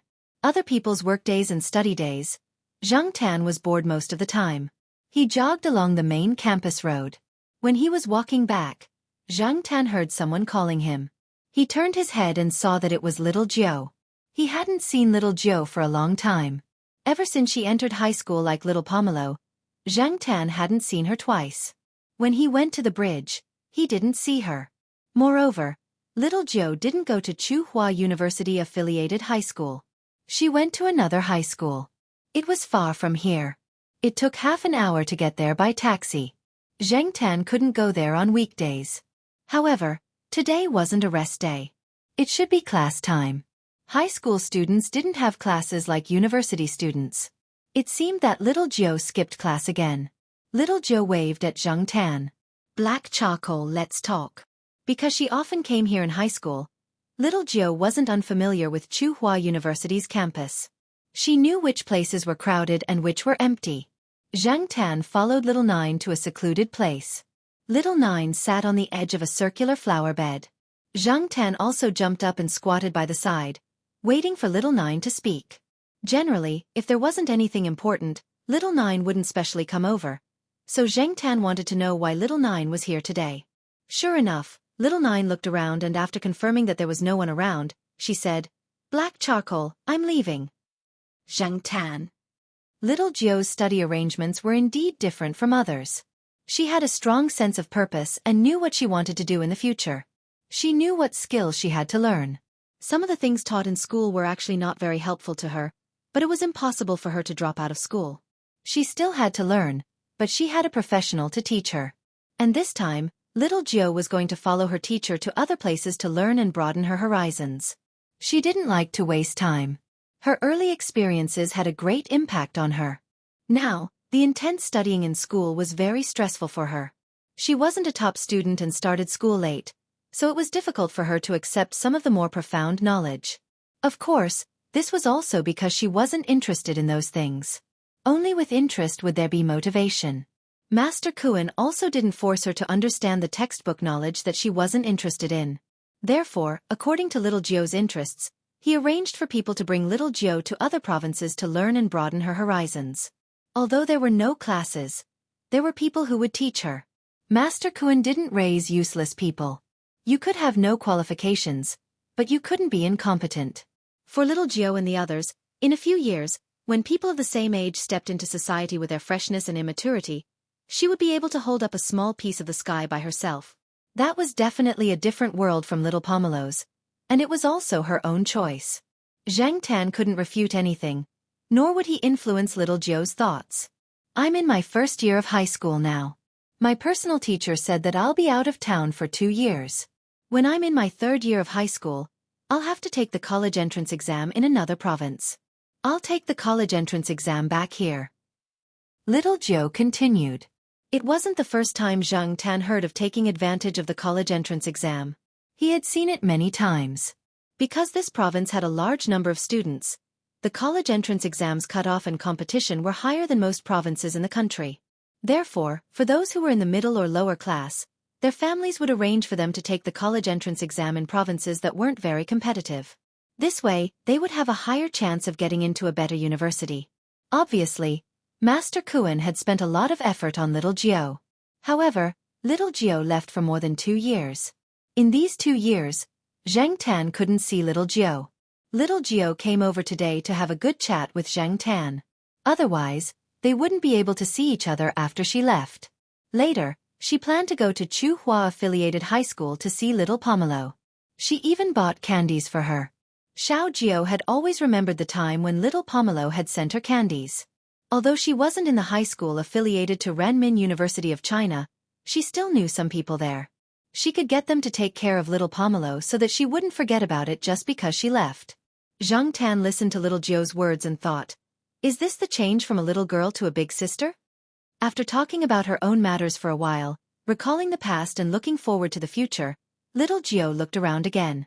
After making sure that no one was coming, she whispered to Zhang Tan in a gossipy manner, "Black charcoal, do you know the 13 guardians under Master Kuan?" 13 guardians? This word was indeed familiar. Zhang Tan thought about it. He once saw a calligraphy piece in Master Kuan's study room. The words 13 guardians were written on it, and it was written very majestically. Zhang Tan remembered that he was wondering why the blind old man didn't write more domineering words or write more pretentious words like endure or kill. Other than that, when Zhang Tan was hanging out with Yi Hao and the others, he heard them talk about this word. Yi Hao and the others seemed to be very afraid. They also mentioned that one of the reasons why many people were afraid of Master Kuan was because of the 13 guardians under him. Little Jiao lowered her voice and said, I heard that the 13 guardians were organized by Grandpa Kuan when he was young. 13 people, 13 assassins, to help Master Kuan get rid of the people on his blacklist. However, I don't hear much about it now. The people inside seem to have changed a few times. I also heard this from my teacher. It's a pity that I haven't seen any of the 13 people. All right, Little Jiao thought of something and said to Zhang Tan, I heard that there's a person codenamed Black Cat among the 13 people. Black Charcoal. Do you think that person looks very similar to Black Cat? I really want to meet him. Zhang Tan thought to himself. He definitely didn't want to meet people like assassins. Once he heard about this profession, he knew that they weren't good people. They were cold and heartless. If he knew who an assassin was, he would definitely avoid them. Little Jiao, this girl, was getting bolder and bolder. After chatting, Little Jiao looked at the time. It was time to rush to affiliated high school. If she went there now, she would be able to make it in time for lunch. After sending Little Jiao onto the bus, Zhang Tan came back. After taking a few steps, he bumped into Xiong, who was riding a bicycle. This child seemed to be very happy today. Black Charcoal. Help me again today. Heh, maybe after today, we'll succeed. Zhang Tan stopped and looked at Xiong. This guy's smile was really silly. If the girl really accepted Xiong, would this guy's smile be even more silly? No matter what, since it was a crucial time, Zhang Tan definitely had to help. Xiong said that he would come at 4 in the afternoon. Plus the 1 hour he had spent, he should be able to make it in time for dinner. After saying the time, at 3 in the afternoon, Zhang Tan saw Xiong dressed up. His hair was trimmed into a punk hairstyle. It was obvious that he had gone to the shampoo in the afternoon. When Zhang Tan was watching TV with Jiao Ma yesterday, there was a celebrity on TV who had this hairstyle and was severely criticized by Jiao Ma. Zhang Tan was very embarrassed because he used to like this hairstyle. He didn't expect to see Xiong with this hairstyle this afternoon. He didn't know what Jiao Ma would think when she saw it. She would probably think that there was a serious generation gap. Xiong had a smile on his face, but at the same time he was a little nervous. This guy would occasionally rub his palms on his pants to wipe off his sweat. It was winter, when most people were wearing thick cotton jackets. This guy was actually so nervous that he was sweating. Zhang Tan despised him in his heart. It was just a date and a confession. Did he have to be so nervous? At the same flower shop, Xiong picked up the flowers he had ordered and left in a car. Zhang Tan squatted on the car seat and helped to look after the car. Afraid that Zhang Tan would feel cold, Xiong put a down vest in the basket. If Zhang Tan was cold, he could squat in the basket. With Zhang Tan around, Xiong wasn't afraid that the vest would be stolen. Of course, even if the vest was stolen, Xiong still thought that it was worth it as long as he could confess again today. Because today's time was different from the previous days. Zhang Tan didn't see the young man with a bag waiting for the bus when he was here. Coincidentally, he didn't see the big tabby cat either, so he didn't have to worry about it. Zhang Tan squatted on the car seat and watched the pedestrians and cars on the road. Time gradually passed, and the sky got dark early in the winter. At 5:30 p.m., it was already dark. At 6 o'clock p.m., it was completely dark, but Xiong still didn't appear. When the night wind blew, Zhang Tan shivered, but he didn't want to jump into the basket. He continued to squat on the car seat and cursed Xiong in his heart. You said 1 hour, damn, it's been almost 2 hours. I'm freezing now, and I'll be scolded if I go back late. When Xiong comes back, I'll definitely extort a lot of money from him. Zhang Tan yawned and looked at the road in the distance. Every time a taxi drove by, Zhang Tan stared at it without blinking, hoping that the taxi would stop by the side and Xiong would appear. Unfortunately, he was disappointed every time. In the distance, because a section of the road was under renovation, it wasn't smooth, and the lights of the passing cars were a bit bumpy. The flying dust wasn't as obvious in the night as it was in the day, but it made the lights of the cars seem to be covered in a layer of fog that couldn't be dispersed by the wind. After sneezing, Zhang Tan jumped out of the car and moved a bit, looking around. Because there were too many people in the restaurant, the big tabby cat was probably annoyed by the teasing and decided to come out for some fresh air. When it reached the door, it paused, shrunk its body, shook its paws, and looked around, as if it was hesitating whether to come out for the cold or not. In the end, it still stepped out, one ear on the road, while the other ear turned towards the small alley next to the restaurant. Suddenly, it seemed to have found something. A mouse came out of the square manhole cover at the side of the alley. The big tabby cat was suddenly excited, and its lazy attitude was swept away. Its muscles seemed to have tightened, and when the mouse didn't notice, it quickly moved to a more hidden corner, crouched down, and was ready to attack. Someone probably spilled food at the side of the alley, and the mouse sniffed there, looking around vigilantly. No one came, and it didn't find the big tabby cat hiding in the corner. Feeling that it was safe for the time being, it hugged a piece of food and began to eat. The big tabby cat tiptoed closer to its prey, and before the mouse could react, the big tabby cat shot at it.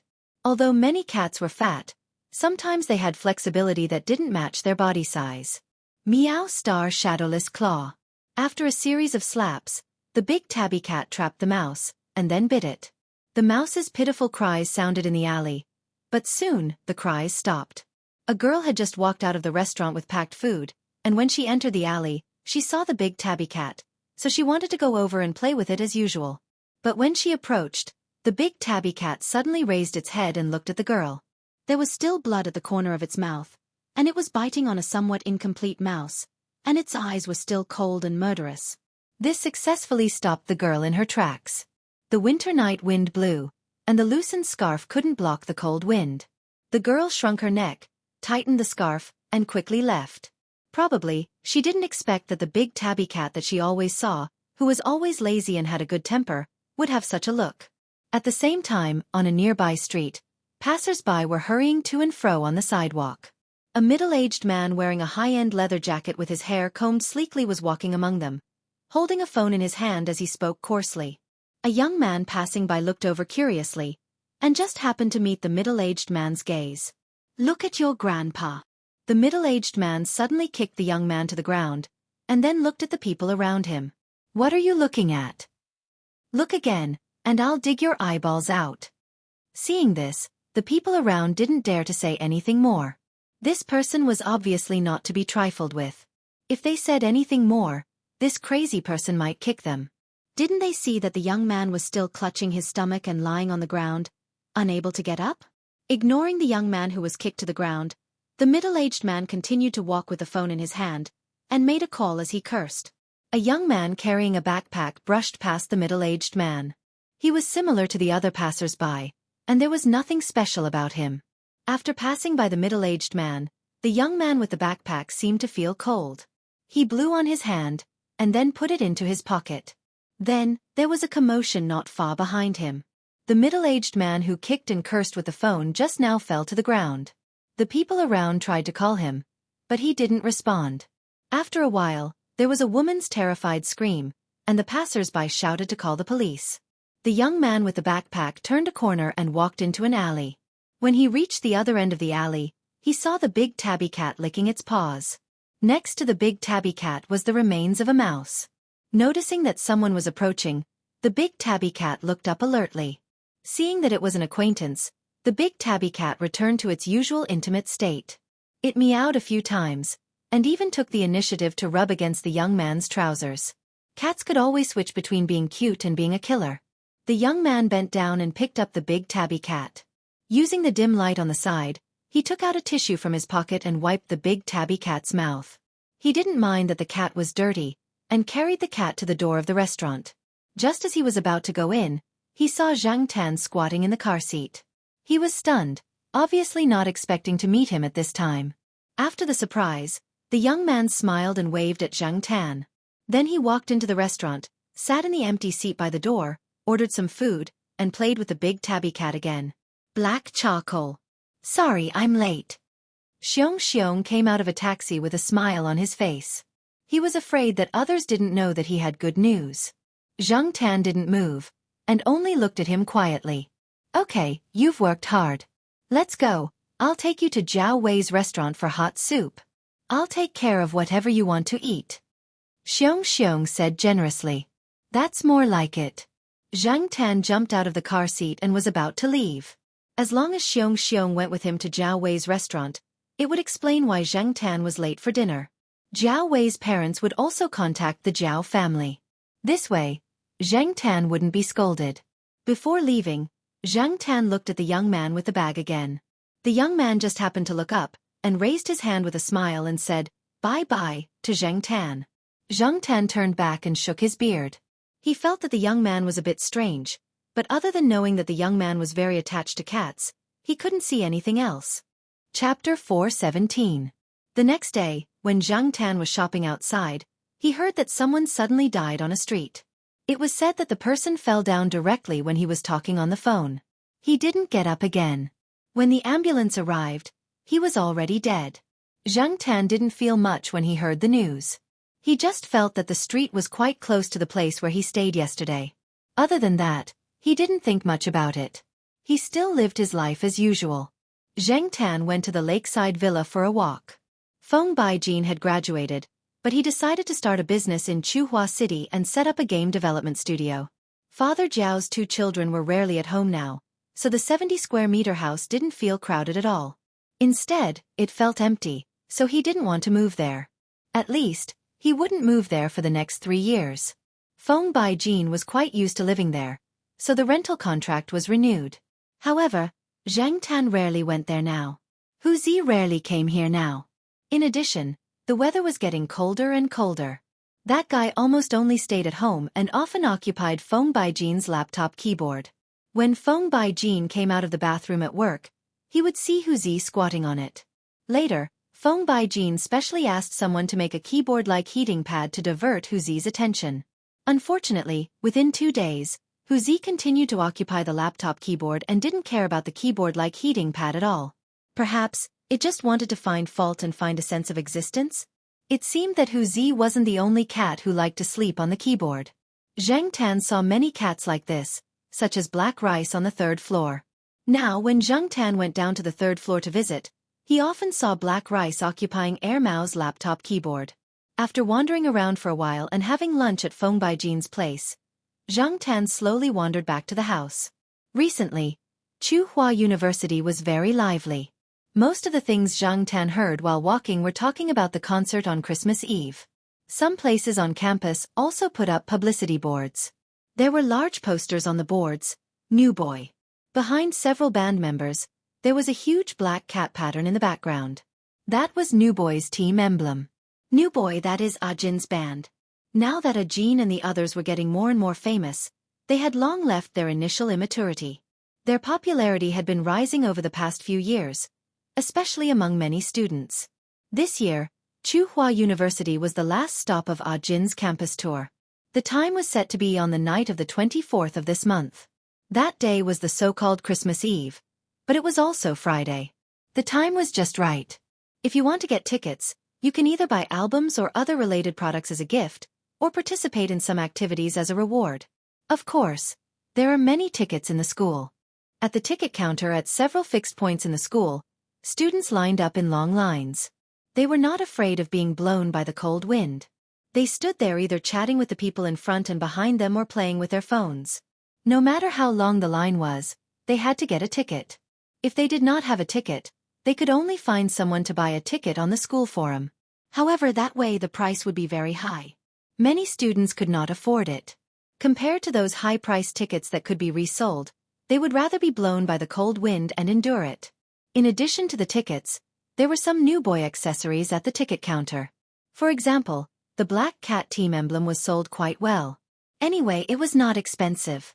Most students would spend a few yuan to buy the team emblem after receiving the tickets.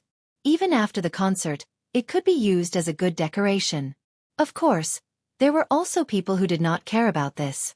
When they saw the long line, they asked the people around them, "What's going on over there? Is it another famous person's lecture?" Sometimes, there would be some famous people in the school who would come to the school's lecture hall, such as some old actors, well-known hosts, successful entrepreneurs, influential professors at home and abroad, and so on. Every time there was such a situation, there would be a long line to get tickets. You don't even know this? Of course it's new boy. The person next to him said disdainfully. What's a new boy? The person asked again. The person next to him had a helpless expression on his face as he explained to his classmate. I heard that New Boy's lead singer, Jin, once came to our school's guitar association's performance. I know that. I heard from a classmate of the guitar association. He said that Jin performed on the same stage as their previous president. The opening double guitar performance was by the two of them. I still have the video. I've watched it several times. It's quite exciting. Someone joined the discussion. When did this happen? It should have been a few years ago, right? New Boy's lead singer actually did such a thing. That's nothing. Back then, New Boy was not as famous as it is now, but Jin's ability was still very strong. Back then, he even played guitar with the previous president of the Guitar Association. Wow! There's such a thing. A student said in surprise. You're ignorant, aren't you? You don't pay attention to the Guitar Association, so you don't know how popular it is in our school. Now, if you want to join the association, you have to go through layers of screening. It's very strict. Otherwise, the association would definitely be full. The main reason for such a phenomenon is New Boy's band. Every year, the Guitar Association can get some tickets to New Boy's concerts. The seats are not bad. Every time he heard someone talk about Jin's band, Zhang Tan would think of those few young people who were almost forced into a desperate situation. In the blink of an eye, they had already reached such heights. Shaking his head, Zhang Tan continued walking. Even if he wanted to watch the concert, he did not need to get a ticket. He was not worried about the ticket at all. In any case, he would not squeeze into the venue. He could just stay on the tree next to the sports field. As he walked, Zhang Tan went out of the school's side gate and headed toward Henggu Plaza. He decided to go to Triumph's place to take an afternoon nap and grab some snacks to pass the time. Since the establishment of Henggu Plaza, the flow of people and cars had increased. As he walked, Zhang Tan could hear some people urgently honking their horns. It was once said that the more utilitarian people were, the more they liked to honk their horns to express their dissatisfaction when they encountered difficulties. The traffic in the city was always a test of people's patience and morality, and the sound of the horns became a reference to judge the personality of the city. No matter which city it was, there would always be such impatient people who would loudly honk their horns no matter what. For Zhang Tan, who had excellent hearing, this kind of horn sound was simply devastating. Therefore, when he heard the rapid and irritating sound of the horn, Zhang Tan hurriedly covered his ears and ran quickly until the horn sound stopped, or when he was far away from the source of the sound. Only then did he slow down. Unlike Night Tower, Triumph's main customers were young people, and most of them were university students. New Boy's audience was also mostly university students. Recently, Triumph had been holding a promotion. If you spent a certain amount of money, you would get a free ticket to a campus concert as well as some trinkets, such as New Boy's team emblem, pendants, and so on. When Zhang Tan came over, he saw someone rushing in and saying to the person next to him, "I hope there are still tickets." Every time Zhang Tan came over, someone would definitely report to the higher-ups. After all, Zhang Tan, as a VIP customer, was really too special. Zhang Tan didn't pay attention to anything else. Because it was a spur-of-the-moment decision, he didn't bring his card and had someone swipe it to open the room.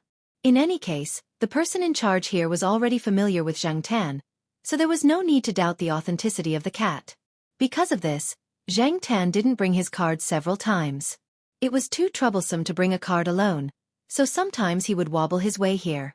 After Zhang Tan ate some small nuts in his private room, he jumped onto the sofa and planned to sleep. He didn't expect that someone would come in just as he was about to close his eyes. The person who came wasn't a waiter, but one of Yi Hao's subordinates, Leopard. Behind Leopard was a man wearing a baseball cap. When he came in, the other person's head was slightly lowered. After closing the door, he raised his head. Zhang Tan recognized this person. It was the hot topic of many people recently. Jin. Wasn't there still a few days before the concert? Black charcoal, long time no see. Jin took off his cap. It was too easy to be recognized in Triumph. He hadn't been so careful when he went to the night building yesterday.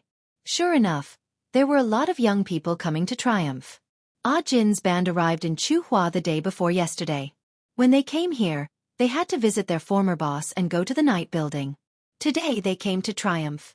Because there were a lot of people here at night, it was easy to be recognized. So Ah Jin disguised himself and came here in broad daylight. He didn't expect that when he was talking to Leopard, someone would report to Leopard that the black cat had come to take a nap again. Therefore, Ah Jin hurried over to see the black cat that had appeared at the turning point of his life. Ah Jin often thought, if he hadn't met the black cat outside the night building that year, what would have happened to him and his teammates? Now that the band was popular, many people had asked him why their band's emblem was a black cat. He had never betrayed Zhang Tan. This was Yi Hao's suggestion, and Ah Jin had kept it a secret. Ah Jin didn't stay with Zhang Tan for more than a few minutes before he received a call urging him to come over. There were still many things that he needed to deal with before the concert. After saying goodbye to Leopard and Zhang Tan, Ah Jin left with his baseball cap. Before leaving, Ah Jin gave Zhang Tan 4 tickets. He remembered that there were 4 people in Zhang Tan's family. Even if his family didn't go, he could give them to his friends. Zhang Tan didn't wear his vest today, so he couldn't bring the tickets back. He didn't want to hold them in his mouth, so it was Leopard who sent them to Chuhua University directly to Zhao Pa. Little Pomelo was going to attend a classmate's birthday party today and wouldn't come back until tomorrow. Zhao Yuan wasn't here either. Zhao Pa and Zhao Ma weren't very interested in these things. They just stood in the distance and didn't want to squeeze in with the young people. Therefore, the tickets ended up in the hands of one of Zhao Pa's graduate students. Zhao Pa's graduate students almost knelt down. They didn't expect their boss to be able to get these tickets. At first glance, they knew that the tickets weren't the kind that could be obtained by the school. These tickets were comparable to VIP seats. Many students were jealous of the treatment that Professor Zhao's students received, and they kept complaining. However, when asked about the source of the tickets, Zhao Pa just smiled and didn't say anything. What else could he do? Say that it was because of his cat? Who would believe that? On the night of the 24th, warning lines were set up around Chuhua University's main sports field, and other cars took a detour. As night fell, the atmosphere around the main sports field was unusually lively. In the past, many people would go out on Christmas Eve, so there were very few people on campus. However, today wasn't the case. Chuhua University's main sports field seemed to have attracted all the people from the surrounding areas. The streets near the school gate, and even the Henggu Plaza, were much quieter. Many people who didn't manage to get tickets were wandering around the edges. Even if they couldn't get in, it was good to be able to listen in. There weren't any tall buildings around the main sports field. Even if there were, the doors would be sealed and no one would be allowed to enter. They were afraid that students would get into accidents on the rooftops. Whenever this happened, the relevant departments of the student union would be able to get in. They didn't need tickets. They could just show their identification and enter. It was easier to get things done when there were people in the government. Zhang Tan stood on a tree at the edge of the sports field and looked at the area occupied by the students. The people at the back couldn't see the faces of the people on the stage clearly. Therefore, many students were holding binoculars in their hands. Before the concert started, Ah Jin went on stage to tune. Before he started singing, the fans below the stage started shouting. The girls who were usually reserved were no longer reserved. They shouted at the top of their lungs and jumped up and down. Zhang Tan was so scared that his beard trembled. With the opening of a fast-paced song that the students were familiar with, the atmosphere exploded again. The temperature on a winter night was lower, but the atmosphere was very lively. The temperature seemed to have risen by several degrees. The students used digital cameras, binoculars, light sticks, and other tools in their hands. They waved their light sticks non-stop. After the concert started, the fans waved their light sticks and colorboards under the night sky. They waved them very professionally. Following the rhythm, the lights of various colors swayed together.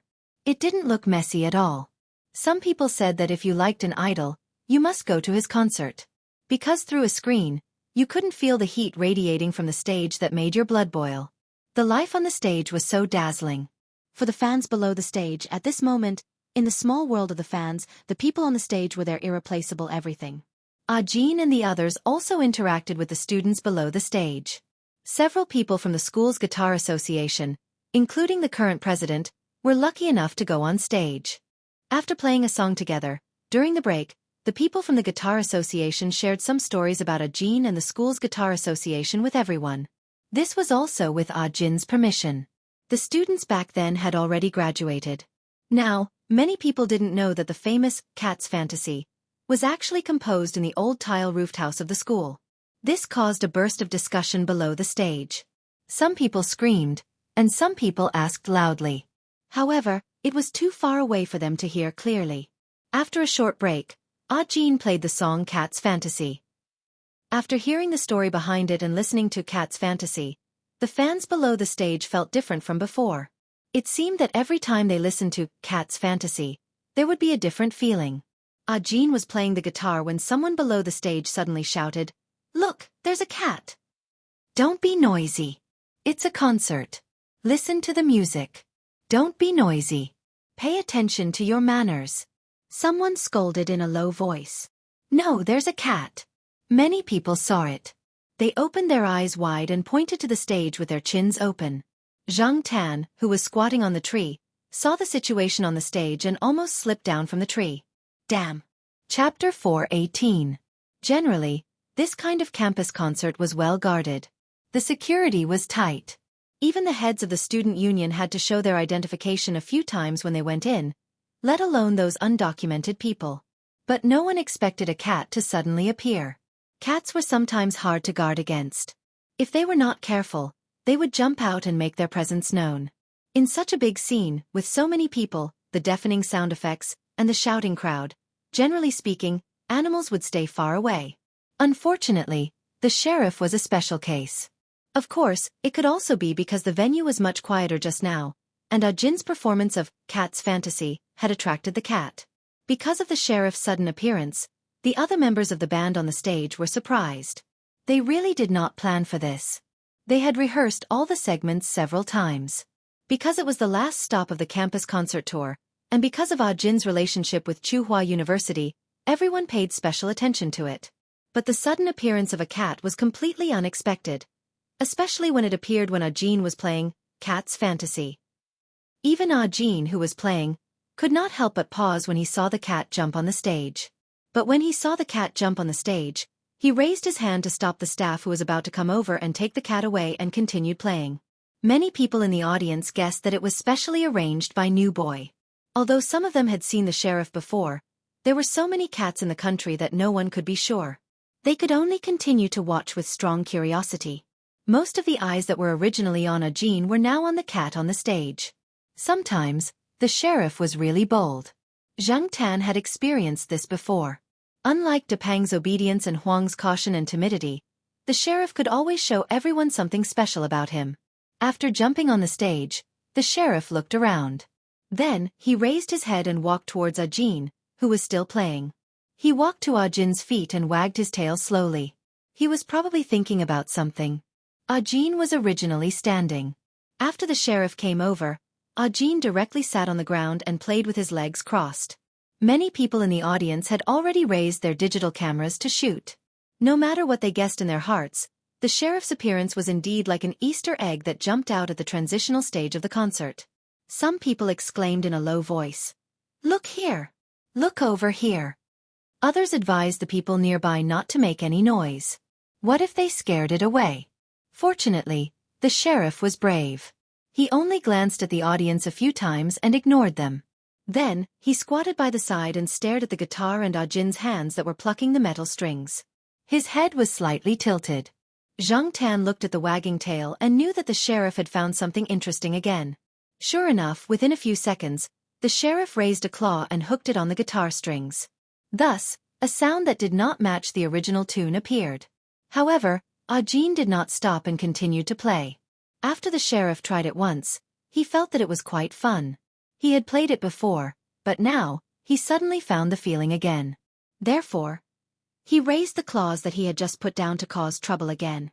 Fortunately, with Ajin around, these abrupt tones didn't sound bad. Instead, they added a sense of wonder to the music. Most of the halos on the stage were drawn to the sheriff. One of the band members couldn't help but cover his face and laugh. They were not worried that the concert would be ruined, nor were they worried that the cat would steal the limelight. Perhaps the appearance of the cat could help them make a lot of headlines. When Ajin finally finished playing the song, he did not get up immediately. He even handed the guitar to the sheriff. The sheriff looked at Ajin and then looked at the guitar in front of him. He hooked his tail, then raised his two front paws and began to pluck Ajin's guitar. At first, he was testing it and plucked it slowly. Then, he probably got addicted to playing and plucked it faster and faster. Zhang Tan wanted to cover his face. The sheriff ignored the noise made by the people on the stage. It was really embarrassing. Was this the art of the cat? It was too strange. However, the students below the stage did not dislike it. Instead, many people applauded and thought that the cat was really interesting. Some people even shouted loudly to cheer it on. Fortunately, the sheriff did not intend to continue playing. After plucking for about 10 seconds, he withdrew his claws. Hearing the discussion below the stage begin again, Ajin raised his hand and pressed down in the air. The audience quieted down. Many people have asked about our team emblem. Why is it that we have a dog but the team emblem is a cat? I also once said that a black cat helped us a lot to be able to get to where we are today. We are very grateful to it. We will always use this team emblem. It will also testify that we, New Boy, are walking towards glory step by step, Ajin said. The people below the stage did not say anything. They waved the light sticks and color boards in their hands and held up the DV and cameras in their hands. They were also looking forward to Ajin continuing to talk about the mysterious black cat and reveal more information. However, Ajin did not continue on this topic. Instead, he said, "The song I composed back then, Cat's Fantasy, I also told everyone that it was because of a cat. When I came to Tsinghua University, I wondered if I would meet the cat from back then." Some of the students below the stage had already guessed what Ajin was going to say next. They covered their mouths and began to get excited. Sure enough, Ajin continued. Now, I finally see it again. Moreover, I can perform on the same stage as it. Ah! Some of the students below the stage finally shouted excitedly. Was it this cat? Was it this cat that led Ajin to compose the divine song Cat's Fantasy? They suddenly felt so honored. Coming to a live concert on Christmas Eve was indeed a worthwhile trip. This was the cat of Tsinghua University. A cat full of artistic talent. Good job, Ajin. Continue to gossip. Continue to talk about things that no one knows. However, the excited reaction of the audience below the stage scared the sheriff. He arched his back and jumped back a few steps, as if he would run away if everyone called him that again. Ajin put a finger to his mouth and made a "shh" gesture to the audience below the stage. The audience suddenly became much quieter. Everyone, don't scare him away, Ajin said with a smile. Ajin handed the guitar to his teammates, then turned sideways and picked up the sheriff. The sheriff did not resist.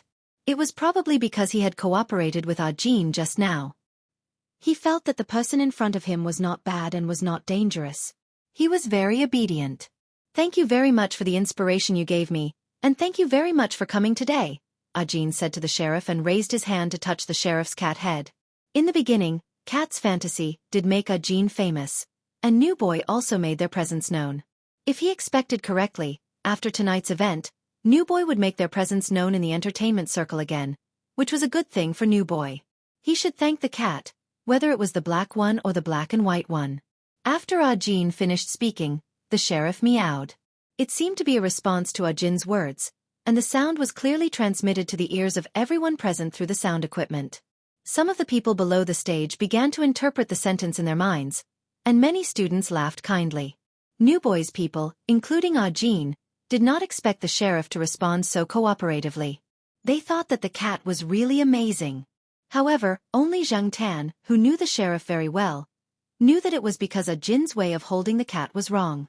The sheriff felt uncomfortable, so he snorted to express his dissatisfaction. Who knew that the timing of the snort was so coincidental that it was misunderstood by everyone. At this moment, someone in the school took a dog out for a walk and wandered nearby. The dog heard the sheriff's cry amplified by the sound equipment on the stage, and immediately roared at the top of its voice. It recognized the voice of the cat that always made things difficult for it, so it roared fiercely and loudly. At this time, there were no shocking sound effects to cover it up. At this moment, the venue was relatively quiet, and some people present heard the dog barking. The sheriff, who was still in Ajin's arms, pricked up his ears and began to bark in the direction of the sound. Woof woof woof woof woof. New boy. The staff. The students below the stage. Zheng Tan. F***CK. The sheriff is showing off his foreign language skills again. The others roared in their hearts at the same time. F***CK. Alpacas galloped throughout the venue. Many people couldn't hold it in and shouted directly. If they hadn't seen it with their own eyes, many people would have thought that it must have been arranged by New Boy, such as a falsetto or something. But obviously it was true. There was another burst of discussion. Someone recognized the sheriff, and then there were screams and whistles that swept through the venue. However, the reaction of the students below the stage obviously frightened the sheriff. He broke free from Ajin's hand, jumped off the stage, and disappeared. Even if someone wanted to stop him, they couldn't stop him. The cat's movements were too agile and fast, and it was night now. The sheriff's fur was also a lot black, so it was difficult to find him.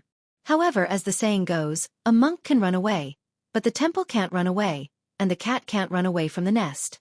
Since it was confirmed that it was the sheriff, some people who knew the sheriff wanted to ask the sheriff to take a few more photos and then post them on the internet to show off. Look, this is the cat that played the duet with New Boy. After the sheriff left, the concert continued, but everyone was thinking about the cat just now. After the concert ended, everyone left. The autograph thing had been done during the day, so now that it was over, everyone left. New Boy's people also didn't stay for long. Tsinghua University's school forum exploded. Most of them were talking about the Easter egg tonight, and the sheriff's identity was also dug out by everyone. After it was revealed by insiders, some people who didn't pay much attention to cats and didn't understand the faculty's family compound realized that the sheriff's weirdness was far more than that. The fact that the cat could bark was also true. Many people were clamoring that they must go and have a closer look at this legendary cat the next day, while others seized the time to post what they had seen and heard tonight on the internet. Those who took videos also uploaded them to video websites to share. Although the video was taken from a distance and was not very clear, only a shadow could be seen. Netizens could also hear the sound inside, and knew what had happened on this unusual night. The next day, many entertainment news headlines reported what happened last night. Even though New Boy was much worse than other popular movie stars, this incident was enough to attract people's attention. Unexpected Easter egg. Magical cat. New Boy's lead singer and cat have to say something. Who was Cat's fantasy for? Another protagonist of yesterday's Christmas Eve concert made a dazzling appearance. It had to be said that because of the sheriff's unexpected appearance, New Boy's existence was strongly emphasized. Some people who didn't like New Boy also paid attention to New Boy because of this incident. New Boy's company also seized the opportunity to promote a positive image. This morning, Old Man Lon found that many students came into the compound, and there were also students who were stopped outside the gate. He didn't go over to ask what was going on. If he had time to gossip, it was better to look at the flowers. But when Old Man Lon walked to the small flower garden, he found that there were more students at the gate of his small flower garden. If the small flower garden hadn't been remodeled, it was estimated that some people would have climbed over the wall to enter. The dog in the small flower garden, because it sensed that there were many strangers walking around outside, kept barking. The students with sharp ears found that there were indeed 3 kinds of barking, which confirmed the news on the forum yesterday. In the following days, there were always some people wandering around the small flower garden, and many of them were from other schools. They couldn't enter the family compound, but they could stay here. Many people who came to Tsinghua University to play with their classmates came to try their luck and see the magical cat of Tsinghua University. Chapter 419. The sheriff's incident was a hot topic. Zhao Yuan even called to ask about it. Fortunately, it was the end of the year, and the students were busy preparing for the final exams, buying souvenirs, and getting tickets to go home. Therefore, there were fewer people who went to stop the sheriff. However, the sheriff was not as free on campus now. Every time he came out, someone would chase after him. Whenever the students chased after him, the sheriff would run away. Therefore, when Zheng Tan strolled around the campus, she rarely saw the sheriff so carefree on the road. He could only hide in the courtyard to play with Ah Huang or interact with the 2 dogs in the small garden. This was the disadvantage of being famous. You didn't get any benefits, but you got into a lot of trouble. Seeing what happened to the sheriff, Zheng Tan was very glad that he had been keeping a low profile. Ajin also didn't tell anyone about him. After Christmas and New Year's Day, the Jiao family counted the days and waited for Jiao Yuan to come back. This was the first time that Jiao Yuan had been away from home for so long. It had been half a year, and finally he could come back. Jiao Yuan called the Jiao family and told them that he would be a little late. He was working in his supervisor's laboratory. Now the laboratory was busy with a project, and no one left the research group. Jiao Yuan couldn't just leave by himself. Even though he was only a freshman, if he really left, the other students in the research group would definitely have thoughts about it. Father Jiao could understand this. His students were like this. Now that the undergraduate students had left one by one, some of the graduate students had not finished their work yet, so they wanted more people to help. In fact, this could also deepen the relationship between Jiao Yuan and his seniors. This could also be used as a networking tool in the future. At the same time, the supervisors would have a better impression of Jiao Yuan. In the future, no matter if he wanted to go abroad or take the postgraduate entrance exam, the supervisors would definitely help him. Jiao Ma understood, but she still felt uncomfortable. She continued to look forward to the future. On the 26th day of the 12th lunar month, Tsinghua University was deserted. Jiao Yuan came back, and Jiao Pa drove to the bus station to pick him up. After being away from home for half a year, Jiao Yuan had changed a lot. In the past, he could only be considered a student. He had the pureness of a student and the frivolity of youth. But now, he seemed much more mature. Being away from his parents could indeed speed up a person's growth. What made Zheng Tan very unhappy was that everyone liked to talk about him when they came back. The protest was futile. Although they came back late, it was also a good thing to have a reunion. Jiao Yuan said that some of the senior brothers and sisters in the laboratory had to stay in Beijing for the new year. The experiment was at a critical stage, so they couldn't leave and couldn't go home. They spent all their time in the laboratory. Some of the popular research topics were also researched by many people in other countries. If you were one step behind, the results would be meaningless in the eyes of others. Who cared how much time, money, and energy you spent, and how many sacrifices you made? It was very difficult. Zheng Tan had heard of such things happening many times in this field. After the new year, everyone came back.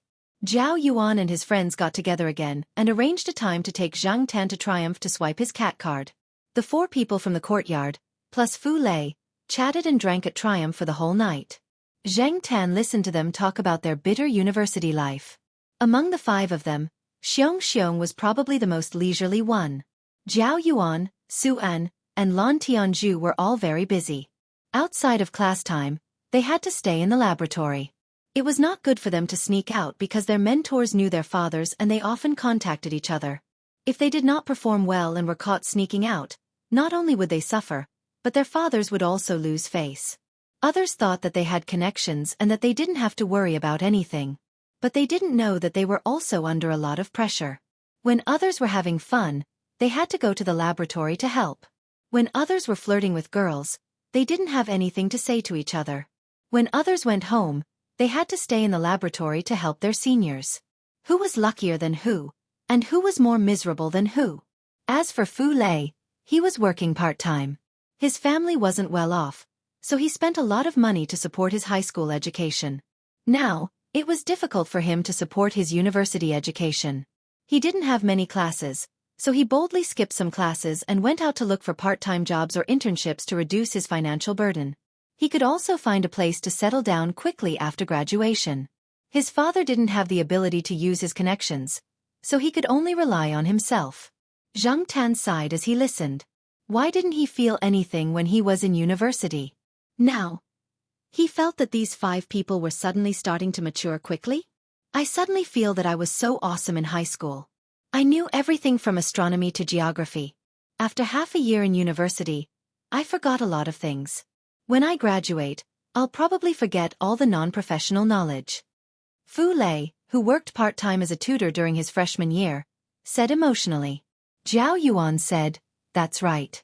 I often meet people who ask me, you're a university student in a famous school, but you don't know anything about middle school and high school? But now, I only know a lot about the professional stuff. My impression of the non-professional stuff has faded." The other 3 people also nodded in agreement. Actually, most of them are like that. There's nothing strange about it. Suan said. Xiong laughed, a cat once said. The more you learn, the more you know. The more you know, the more you forget. The more you forget, the less you know. Why did you learn this? Haha. Hey, Xiong. Do you remember a teacher in middle school who made comments at the end of your Chinese test paper? Lan Tianzhu asked with a smile. Xiong's face became serious. He imitated the expression of their middle school Chinese teacher and said seriously, "Thou art ungrateful." I met that teacher a few days ago when I went to the market to help my mom carry the basket. He looked a lot older. Let's go visit those middle school teachers when we have time tomorrow. They don't live far from here anyway. Zhao Yuan suggested. Okay, let's go with the high school teachers. We can only come back once or twice a year. The Chinese New Year passed smoothly. Zhao Yuan, Su An, and Lan Tianzhu did not spend the entire Chinese New Year at home. They left one after another after the 11th. Zhao Ma cried at home for a few days. Not only Zhao Ma, but Su An and Lan Tianzhu's families were also like that. Su An's mother even ran over to Zhao Ma and cried with her. Before he came back, I was looking forward to it. After a few days, I felt that it was noisy again. I even told him to hurry up and go back to school. But now that he's gone, my heart. Before they could finish their words, the two mothers had already cried. Zhang Tan hid outside the door and did not dare to go in. He was afraid that he would be pulled to ease the atmosphere. Forget it. Looking at the path Zhao Yuan and the others had chosen, they would probably have to continue their studies or go abroad. After all, in many fields, foreign countries were indeed more authoritative. There were many things in China that were not recognized internationally, so the chances of them returning to Tsinghua University were very small. Thinking about it this way, in the next few years, would this kind of thing happen every year when the children left home and the mothers gathered together to cry? Maybe it will be better after they get used to it. Of course, the development of technology made it much more convenient for people in two places to contact each other. Every week, Mother Zhao would video call Zhao Yuan or call him. From time to time, she would send a text message or something. This was much better than the old days when there were no telephones and they could only hope for slow letters. When school started again, Zhao Ma and the rest were busy. They did not have much time to be sad. Zhang Tan strolled over to the outer wall of the university. He took a pencil and wrote, February 28, 2011, on the wall. Zhang Tan felt that the message this time was too monotonous. He looked up at the sun in the sky. Zhang Tan drew a circle behind the date and added a few hairs outside the circle. At noon, Zhang Tan had lunch in Zhao Pa's office. Xian came here every day to eat with him. Zhao Pa was now in charge of a big research project. Xian also participated in it.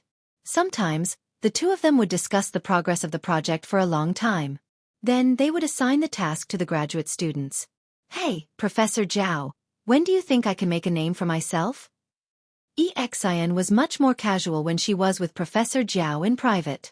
Zhao Pa looked up at Xian and said, when they don't call you Senior Brother E anymore. Because Xian was very friendly and young, only a few years older than most of the graduate students. Many people in the university now followed Zhao Pa's graduate students and called Xian Senior Brother E instead of Professor E. However, Zhao Pa's words made sense. When Xian really made a name for herself, even if she looked friendly, no students would dare to call her Senior Brother so casually. Talking about the several white mice in the laboratory recently, Xian thought of the red-haired mouse that was under strict care. Relying on this red mouse, several high-impact articles were published in the university. Until now, it was still treated as a treasure by the experts in the Academy of Biological Sciences. The food was carefully prepared. If it couldn't finish it, it would be thrown away on the same day. They were very careful when taking blood samples. The experts in the university didn't dare to let the young students do it. They were afraid that they would use a little more force to break the neck of the red-haired mouse. Otherwise, the teachers in the university would definitely cry and faint in the toilet of the Academy of Biological Sciences. Fortunately, the red-haired mouse was still very strong. Although it was not as energetic as when it was first sent here, its vitality was still much stronger than other mice. According to this red-haired mouse would have no problem living for another 3 to 5 years. In many people's eyes, this was a miracle. Now the red-haired mouse's temper was a little kinder, but the people in charge of sampling and feeding it were still cautious. Otherwise, it would not be a small matter if it was bitten. The university wanted to use this red-haired mouse to breed more red offspring. Unfortunately, they had not succeeded. Either the white mice sent in were bitten to death, or the offspring born did not have red offspring and had all kinds of congenital diseases. Some people had tried to clone it, but unfortunately, they still did not succeed. In addition, if they really pushed it too hard, the red-haired rat would even go on a hunger strike. This scared the big shots who usually put on airs in front of the provincial leaders, and they quickly stopped. Usually, when this little fellow was having trouble defecating, or when it was in an abnormal state, the big shots would hold a meeting to discuss the solution. After all, this red-haired rat was not young in many people's eyes. What if they accidentally lost it? While talking, EXN looked at the black cat that was narrowing its eyes and dozing off next to her. She thought to herself, after so many years, this cat is not young anymore. Zheng Tan did not notice EXIN's expression. After eating and taking a nap, he left through the window. In the afternoon, he still had to go to the affiliated primary school to pick up Zhua Kitten. Today, Xiao Zhua was going to have a meeting. She planned to ask Lord Zheng's students in the university to help her. Unexpectedly, Zhua Kitten refused. Instead, she called the Zhao family and asked Zhang Tan to pick her up. Anyway, Zhang Tan had nothing to do. He used to pick up little Pomelo like this, so he went there. Today, the affiliated primary school ended early. The next 2 classes were for interest groups. Zhua Kitten did not sign up. After class, she came out with her school bag. Seeing Zhang Tan squatting on the wall at the school gate, Zhua Kitten's eyes lit up. She called out, "Brother Black," and ran over. The pencil box in her school bag was shaking. Zhua Kitten was now in the 2nd semester of the 2nd grade.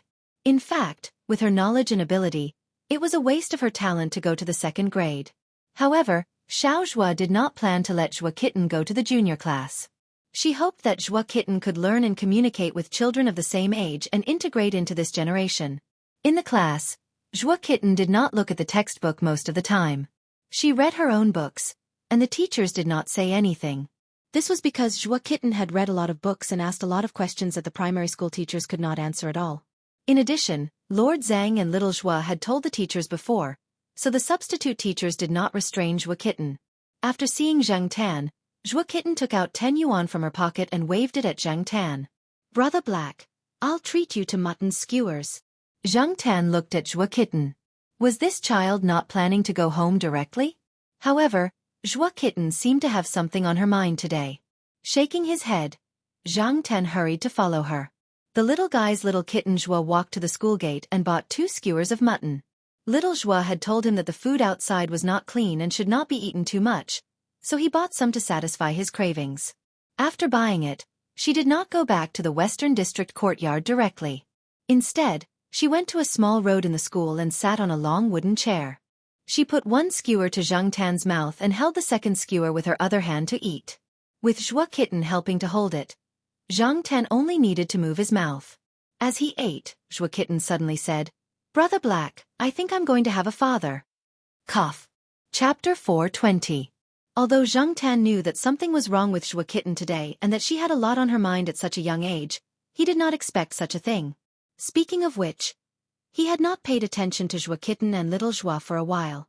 After all, Zhua Kitten was not like little Pomelo. Little Zhua would come to pick him up when he was free. Even if little Zhua could not come, little Zhua's former junior brothers and sisters would come to help. Now, little Zhua was working as a teacher for the physics students. If Zhua Kitten did not go home after school, he would go to the physics department. Anyway, the people in the department already knew Zhua Kitten. After all, this little guy had Lord Zhang behind him. Even some teachers who did not smile would laugh when they saw Zhua Kitten. Although Zhua Kitten could not be considered to be walking sideways, he was almost there. In addition, Zhua Kitten was a little mischievous, scheming, and very smart.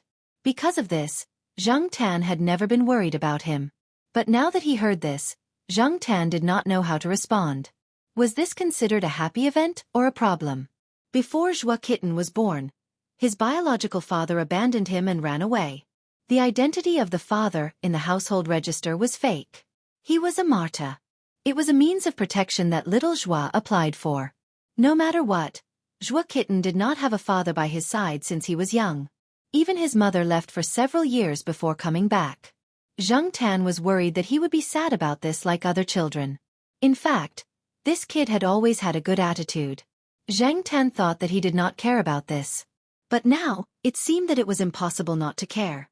According to what Zhua Kitten just said, could it be that little Zhua had finally found a partner? In the past, Lord Zhang had introduced many people to him, but unfortunately, it did not work out. Now, did this mean that there was progress? Zhang Tan looked at Zhua Kitten. The child looked up at the sky after eating the mutton skewers. After saying that sentence, Zhua Kitten looked at the 2 bamboo skewers in his hands. He jumped off the chair and walked to the trash can not far away to throw them away. He came back and continued to sit. He had no intention of leaving. Zhang Tan could not speak.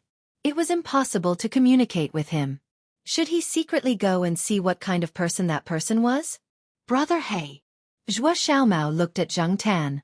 Zhang Tan looked at him and tilted his head, indicating that he was listening. He continued. Let me tell you. Zhang Tan. Zhua Kitten talked for an hour. That person's name was Yu Cheng. He was a new teacher in the physics department this year, and he was also a professor. Little Zhua did not formally introduce him to Zhua Xiaomao, but Zhua Xiaomao had seen him a few times in the physics department. Moreover, when little Zhua was not around, little Zhua's junior brothers and sisters joked to Zhua Xiaomao that Yu Cheng might become Zhua Xiaomao's father. After Zhua Xiaomao observed him, she felt that it was indeed very possible. Lord Xing also thought highly of them. The people who were close to little Zhua in the physics school even joked about the Zhua-Yu combination. It sounded like a good match. Anyone would have their own thoughts about this matter, let alone little kitten Zhua, who was more sensible than her peers. As for this stranger who might become her family, she did not reject him, but she did not accept him. Suddenly, such a person joined them. She was quite reluctant. She felt uneasy about the rhythm of her life being changed. Zhang Tan had never seen Yu Cheng before. However, since Lord Zhang supported him, his character should be good. He just did not know what Yu Cheng thought of Zhua Xiaomao. Little Zhua did not say anything until now. He was probably worried about Zhua Xiaomao's feelings. After talking about her little thoughts, Zhua Xiaomao's mood improved a lot. The phone in her bag rang. It was little Zhua. Little Zhua called the guard at the Western District courtyard. When he found that Zhua Xiaomao was not home yet, he called directly. I treated Brother He to mutton skewers. I'll go back later. Okay. Goodbye, Mom. After talking to Zhua Xiaomao in an obedient tone, before she put the phone in her bag, Zhua Xiaomao changed her expression and said to Zhang Tan, Brother He, I heard that person's voice again. He's next to Mom. Brother He, do I really have to have a father? It was useless to be conflicted like this. He could only take one step at a time. Zhang Tan could only help to see what kind of person the other party was. If it was a hypocrite who said one thing to his face but another behind his back, Zhang Tan would definitely intervene. If the other party was a good person, Zhang Tan did not intend to get involved. After sending Zhua Xiaomao to the door, Zhang Tan came out. He did not go home immediately. It was not 6 o'clock yet. He planned to go to the School of Physics to take a look. There were some people in the School of Physics who knew Zhang Tan, especially the graduate students who had been taught by Lord Zhang. They were more familiar with Zhang Tan. When they saw Zhang Tan, they even called out. Zhang Tan ignored them and jumped to a tree in front of the School of Physics and squatted. When little Zhua called Zhua Xiaomao just now, she was still in the courtyard and said that she would be home in half an hour. It had not been half an hour since the call. Zhang Tan waited here. He would see her eventually. Sure enough, not long after, Zhang Tan saw little Zhua come out. Beside little Zhua was not a few young female teachers or students who were usually with her, but a man who looked to be in his early 40s. He was not tall, only a little more than 1.7 meters. He was not much taller than little Zhua. He was not very good-looking and not too ugly. He was just passable and relatively ordinary. However, his whole person looked a little sick. It was not very obvious, but it could still be seen. Such a person. How did little Zhua like him? How did Lord Zheng agree? Zhang Tan thought about Zhua Xiaomao's biological father and shook his head. He could not remember. But no matter what, this man was too ordinary, right? Could it be his charisma? The title of professor, in addition to such honors, should be able to add a lot of halo. He watched the two people walk to the parking lot of the School of Physics. After a while, little Zhuo rode out on an electric scooter. The man also rode an electric scooter. Zhang Tan stared. Damn, they didn't even have a four-wheeled car. Zhang Tan went to the parking lot of the School of Physics to take a look. There were many cars that were worth hundreds of thousands or even millions, especially those who had the title of professor and were in their 40s or 50s. Basically, everyone had a car. Even if it was not a luxury car, an economical four-wheeled sedan should be a basic configuration, right? The two of them did not ride fast. Zhang Tan followed behind them. They only separated when they reached a fork in the road. One went back to the western courtyard, and the other went to the main gate.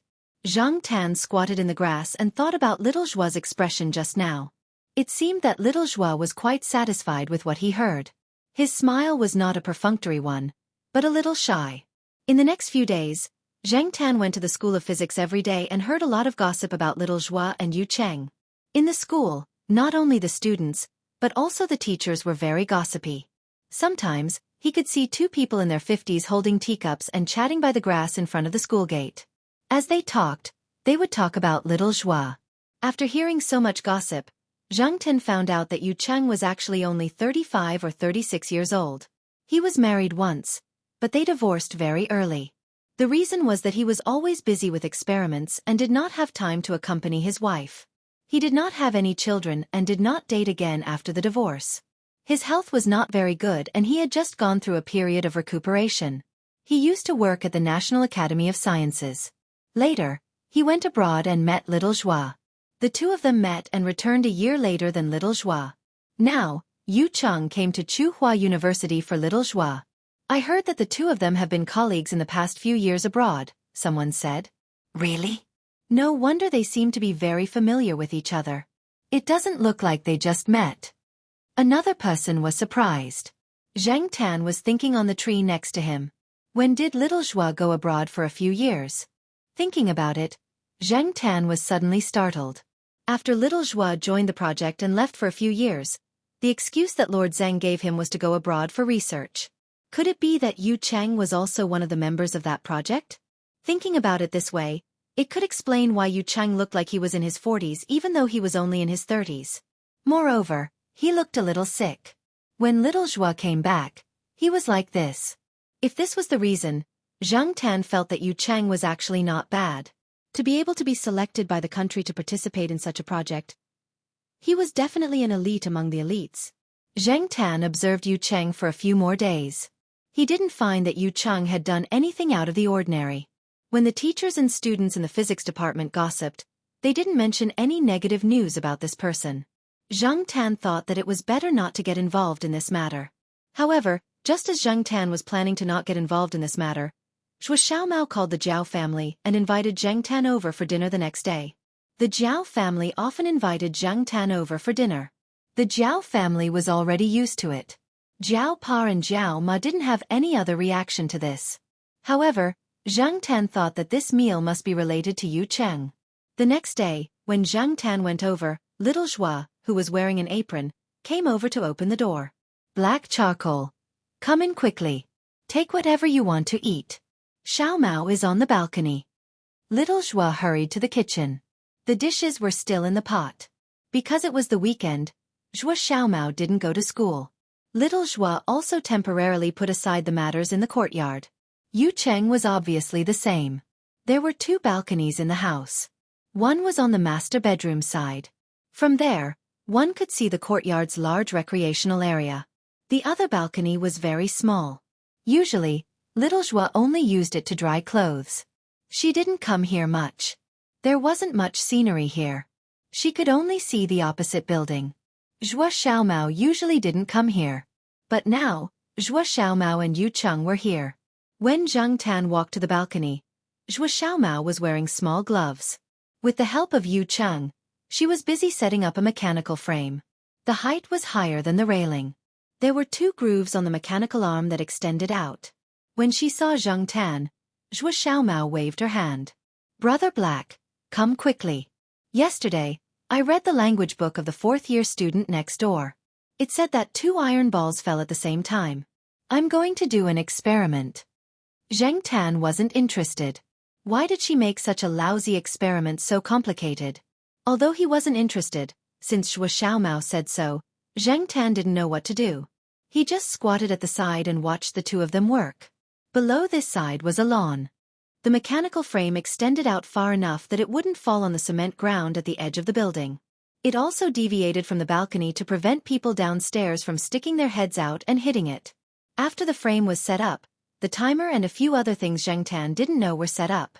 Yu Cheng looked around and saw that there was no one downstairs nearby. He nodded. Zhuo Xiaomao pressed the remote control in her hand. The grooves on the mechanical arm opened and the big and small iron balls fell out. The sound of the iron balls falling to the ground was heard. The first thing Zhuo Xiaomao looked at was a timer. Then she took a pen and paper and started to write and draw. Yu Cheng also had a pen and paper handed over by Zhuo Xiaomao.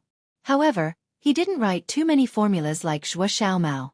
Instead, after a pause, he directly wrote a number and then watched Zhuo Xiaomao calculate. "Your formula is wrong." Yu Cheng pointed at the formula Zhuo Xiaomao wrote on the paper and said, "Ha!" Zhuo Xiaomao's face was unconvinced. She looked like she was going to complain to her mother if he couldn't give her a reasonable explanation. Yu Cheng didn't care about Zhuo Xiaomao's angry glare. He smiled and picked up the pen and paper in his hand. He said to Zhuo Xiaomao, "You're reading an old book, right? Let me deduce it for you." Zhang Tan. What the hell are you guys talking about? I don't have *king understand. Didn't the two iron balls fall at the same time? What are you guys calculating now? Why are you talking about height and classical physics? Free fall, your sister. Mechanical movement, your sister. Formula deduction, your sister. Zhang Tan's beard trembled. It trembled again and again. In the end, he turned around and went into the house. His IQ was suppressed there and his self-esteem was hurt. It was better to go and watch TV. When they went downstairs to pick up the things, Zhuo Xiaomao called Zhang Tan along. Yu Cheng followed behind them. When they went downstairs, Zhuo Xiaomao kept introducing Zhang Tan to Yu Cheng. Yu Cheng listened to her with a smile and didn't show any impatience. Although there was grass below them, Zhuo Kitten had thrown too many things down, and some of them still rolled far away. After much difficulty she found everything. Zhuo Xiaomao put them all into her little box. Among them, there were two special little magnetic balls that Yu Cheng had given her. Zhuo Xiaomao had been eyeing them for a long time. Yu Cheng reached out to help Zhuo Xiaomao carry the things. Zhuo Xiaomao took a few steps with her short legs and hugged the box. No.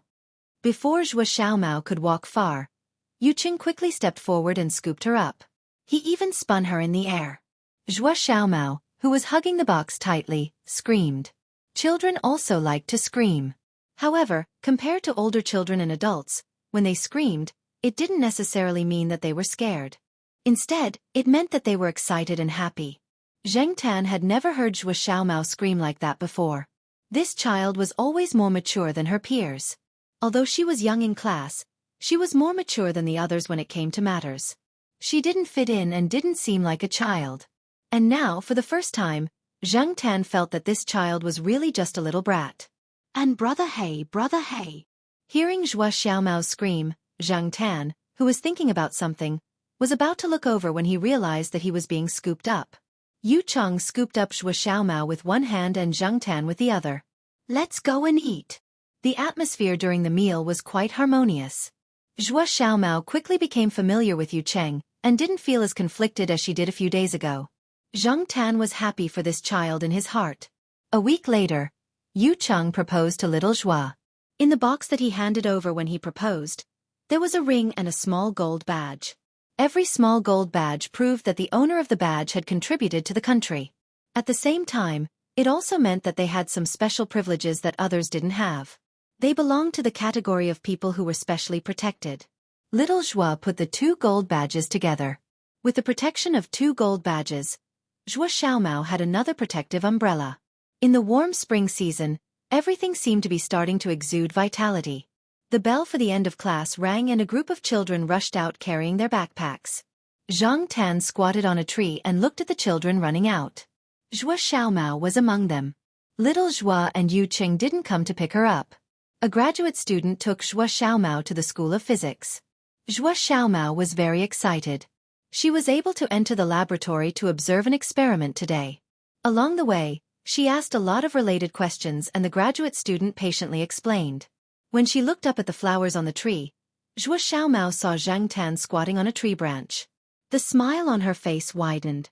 Brother He, Brother He. Zhuo Xiaomao waved her hand. Zhang Tan hesitated for a moment and jumped down from the tree to see what this child wanted to say. Unexpectedly, Zhuo Xiaomao opened her mouth and said, "Let me tell you." Chapter 421. Little Zhuo and Yu Cheng's wedding was held in May. Jiao Pa, Jiao Ma, and Zheng Tan went to the banquet together. Little Pomelo was not free, and Jiao Yuan was in Beijing. There were many school leaders who attended the wedding, led by Lord Zheng. It was also because of this wedding that many people knew that Little Zhuo and Yu Cheng had many school leaders behind them. Usually, they would not use their status to trouble Little Zhuo and Yu Cheng at school. For Little Zhuo and Yu Cheng, they were not like those young people who had a honeymoon. They had a lot of work to do and did not have much time to go on vacation. If they wanted to go on vacation, they had to finish the next stage of the project. Although they could not go on a long vacation, they still took Little Zhuo to the amusement park to play. When Zhang Tan was invited to Little Zhuo's house for dinner again, it was already summer vacation. Little Zhuo's cat went to the countryside to play and caught some prawns. When she brought them back to eat, she said that she wanted to share them with Zhang Tan. Under the hot sun, Zhang Tan ran from the eastern courtyard to the western courtyard. Under the watchful eyes of the guards, he swaggered into the courtyard. Now Yu Cheng lived with Little Zhuo and Little Zhuo. It was not that Little Zhuo and Yu Cheng did not have the money to buy a house outside. It was just that it was convenient to live here. Little Zhuo had long been used to it. Yu Cheng bought a four-wheeled car with good safety features. It must have cost a lot of money. Many people said that they didn't need a four-wheeled car, but one day, you would realize that you did need a vehicle with a door, not a Route 11 or a two-wheeled car, because you were no longer the only one in your life, especially a family with children. When Zhang Tan entered the door, Little Zhuo was busy in the kitchen. Yu Cheng was not there. He went to the courtyard and helped Little Zhuo with some of the things so that Little Zhuo had time to stay at home with the children. Because it was just summer vacation, Little Zhuo did not go to school. She was lying on the bed in her small room, reading a book. Zhang Tan wiped his feet on the carpet next to him and jumped up to look at the book in Little Zhuo's hand. Actually, it wasn't really a book. It was a thick stack of printed papers that were bound together. There were undergraduate, master's, doctorates, and other teachers' articles that were published in scientific journals. Zhang Tan could not understand any of this, but he was very curious about the words that Zhuo Kitten had written with different color highlighters. For example, statistically significant trends. These results will be presented in a series of reports, to a certain extent correct, and so on. Although he was taking notes, the things that were marked out didn't seem to be any advanced scientific knowledge. When Zhuo Xiaomao saw Zhang Tan, she was very happy that she finally had someone to talk to. Brother He, do you know the hidden meaning behind these words? Zhuo Kitten pointed at the words that had been marked on the printed paper, as if she was eager to share an interesting story with Zhang Tan. Zhang Tan shook his head and listened to Zhuo Kitten's next words. Zhuo Kitten pointed at the words on the paper as if she was presenting a treasure and said, "He told me that there are many language traps in the paper. I can't understand the meaning on the surface, so I marked out these words and combined them with the full text to see if there really is such a hidden meaning." The he in Zhuo Kitten's words was referring to Yu Cheng. Now that they had been together for more than 3 months, Zhuo Kitten and Yu Cheng were familiar with each other, but they still hadn't settled on how to address each other. She felt that calling him Uncle Yu was too distant, so she directly called him Dad. Zhuo Kitten felt that it was difficult to say, so she temporarily used he instead. However, Zhang Tan guessed that it wouldn't be long before Zhuo Kitten changed the way she called Yu Cheng Dad. The chances of Zhuo Kitten mentioning Yu Cheng were quite high. Look, Brother He. For example, this statistically significant trend means that this statistical data is actually meaningless. Another example is this results will be presented in a series of reports, which actually means that if this experiment can receive more support such as funding, we will continue to do it. And this statistical investigation shows, which actually means that, based on the above results, we predict, actually means that, sorry, we are also just guessing. This hope that this research can encourage scholars in this field to conduct more in-depth research and discussion, which actually means that, whoever wants to do it can do it. I'm not doing it anymore. Hey Hei's expression was that of, "This is the first time that I've seen such a thing." Joie Kitten gave many examples in a row, and they were all commonly used words in papers. Jiao Pa had actually said these words before. Just like the slang in the industry, the insiders knew the deeper meaning contained in these words, but the laymen were fooled. Joie Kitten seemed to be looking for trouble. She marked out all the words that had hidden meaning in these papers, and then she read them all by herself, as if she was looking at a collection of jokes. Zhang Tan was very helpless at the side. He really didn't know where the joke was. After laughing, Joie Kitten closed the folder and said to Zhang Tan, "Brother Hei, my mother said before that she wanted to raise a cat. Last month, she even took me to the pet center to take a look. Originally, she planned to adopt one from there. Didn't the public service advertisement you filmed also say that adoption is the replacement of purchase?" Joie Kitten's smile faded, and there was a hint of worry. Little Joie had thought about adopting a cat a long time ago. However, Little Joie and Yu Cheng didn't have time at home now. They basically stayed at the Physics Institute during the day, and Joie Kitten also had to go to school. After school, she went to the Physics Institute more often than she went home directly. Moreover, Joie Kitten was just a little kid. She didn't even have time to take care of people, so how could she take care of a small animal? Having an additional pet in the house was also an additional responsibility. She couldn't be too perfunctory. After thinking about it, Little Joie temporarily gave up the impulse to adopt a cat. Joie Kitten felt a little regretful about this. He still wanted to adopt a cat and a dog.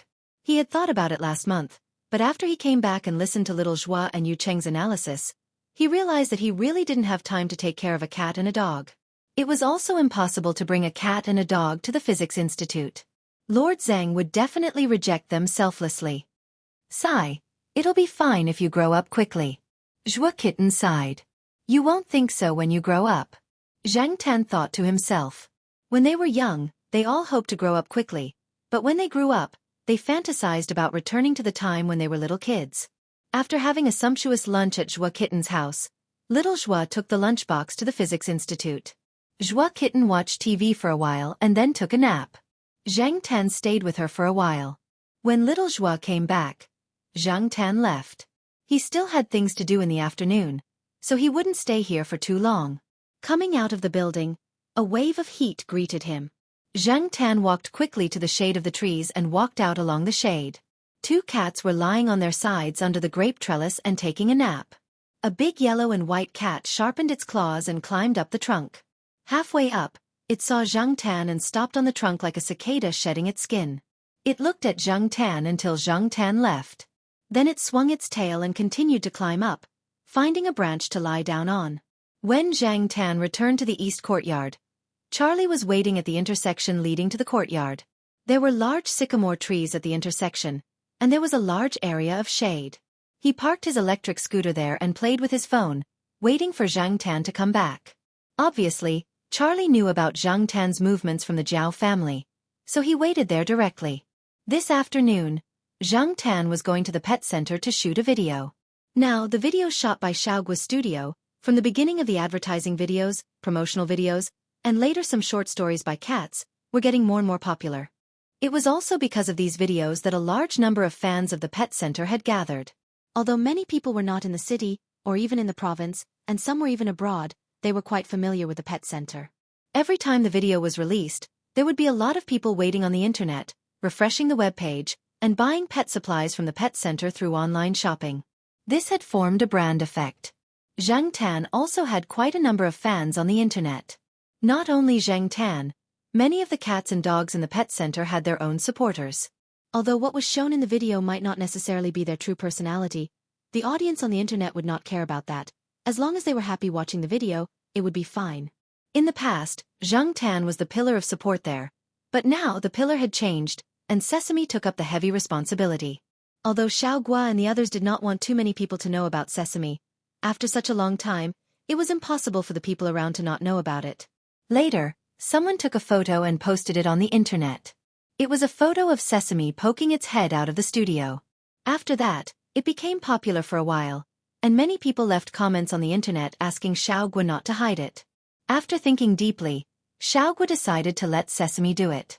Anyway, Sesame did not like to go out like peanut candy, and it was very bored at home. It had too much energy, and it was always busy. Moreover, this guy seemed to be interested in the shooting, and sometimes it would even join in the fun. After the test shooting, Sesame quickly adapted to this kind of life. Every time it saw that the camera was ready, it would happily run over to pose. Sesame was very smart. Although it was not like Zheng Tan, who did not need anyone to teach it, compared to other cats, it was much easier to shoot. It only needed to be taught twice, and it even knew how to act cute. Many people watched the videos to see cats acting cute. It had a unique appearance, and it was very cute. It was different from Zheng Tan's style in front of the camera, but it was very lethal. In the human world, this was a rising superstar. Although Zheng Tan, the former best actor, still had his influence, it was very obvious that Sesame supporters were increasing exponentially. Who knew when its popularity would surpass Zheng Tan's one day? Zheng Tan, on the other hand, didn't really care about this. After all, he wasn't a real cat, and didn't have any competitive relationship with Sesame. After the Jiao family asked him to reduce his workload, Zheng Tan's only regret was that he didn't have enough overtime pay. Zheng Tan did not go to the Jiao family often, and the Jiao family did not even want Zheng Tan to go back. Anyway, there was already Sesame there, and there was no need to trouble Zheng Tan. The Jiao family was worried because Zheng Tan slept for 3 days in April. Compared to the last time when he slept for 7 days straight, and had to be hospitalized for a cold, his condition this time was relatively better. However, the Jiao family was even more worried. They could not find the cause of his illness, and it would be strange if they could not relax. At that time, Zheng Tan only felt that it was a dream. He dreamed that he was sick, and was hospitalized in a ward. Beside him, there was a pretty nurse changing his medicine. Zheng Tan had a little impression of that nurse. He had flirted with her before. Unfortunately, before he could flirt with her, she came back. "Yo, Black Charcoal is back from the banquet." When he saw Zheng Tan, Charlie put his phone back into his bag, opened the sunshade installed on his scooter, and waited for Zheng Tan to jump on the back seat. Then, he rode the scooter to the pet center. The props and cameras in the studio were already prepared. They had filmed some in the morning, and they were waiting for Zheng Tan to come back. The big dog in charge of guarding the door was lying in the shadows of the corridor outside the studio. When it saw that Charlie was about to push the door open, it quickly squeezed into the room and enjoyed the air conditioning. Soon, it stopped panting with its tongue out and found a quiet place to take a nap. Dogs loved air conditioning too. Zheng Tan rested for a while before he started filming. The sooner he finished, the sooner he could go home. Charlie knocked on the door and entered Xiaogua's office to hand in a form. When he saw what Xiaogua was writing, he was a little surprised. "Boss, who did you arrange this curtain call performance for? Some of the dogs in our team are old, and they can't be tortured anymore. They don't look like humans, and they don't have wrinkles. However, if you pay attention, you will find that they are not young anymore." As he spoke, Xiaogua picked up a small mirror next to him, looked at his face and sighed. "Life is like a tank of hot bath water. It is very comfortable to soak in it, but the longer you soak in it, the more wrinkles you will have." Charlie thought for a while. This sounds familiar. He shook his head and continued, "But boss, you are still young. You are in the prime of your life, so there is no need to be emotional." Chapter 422. In fact, Xiaogua had been thinking about the curtain call for a long time, but he had been too busy to do anything about it. Now that the weather was hot and he was staying at home to avoid the heat, he decided to make this plan. The cats in the studio were indeed old. Before the studio was established, they had been in the pet center for a few years. Some of them were even adopted strays. At that time, because of the epidemic, many cats were abandoned. Some of the more expensive cats were thrown out on the street, and the lucky ones were picked up by Xiaogua. Among the cats that were about to participate in the curtain call, some were raised there since childhood, such as the American Shorthair Prince. There were also a few long-haired cats that were a few years older than Zheng Tan's cats. The oldest one was more than 10 years old and was not as strong as it was in its prime. Some of them had been wandering around and had some chronic diseases. After coming to the pet center, although they had been well taken care of, they were still weaker than other cats of the same age. Every time they filmed, the same scene would probably be shot several times. Especially now that the audience's requirements for the quality of the film were getting higher and higher, the filming of the video had become stricter. Even if the protagonists in the video were cats, They had to try their best to avoid any mistakes and improve the quality. In this way, the tasks of the cats and dogs involved in the film would definitely be heavier. The Zhao family did not want Zhang Tan to come back to the studio for this reason. After all, walking on its own was different from participating in the filming. The latter was too heavy and troublesome in a short period of time. Even if Zhang Tan was less troublesome than the other cats, it still had to follow them for a long time. If necessary, it had to go out with them for a long time. Knowing that Xiao Guo was going to make a curtain call video, Zhang Tan quickly made a decision. He planned to retire with Prince and the other cats. After all, he rarely came to the pet center now. The Jiao Ma had long hoped that Zhang Tan would stop working here. He was not short of money, so why did he have to find so many things to do?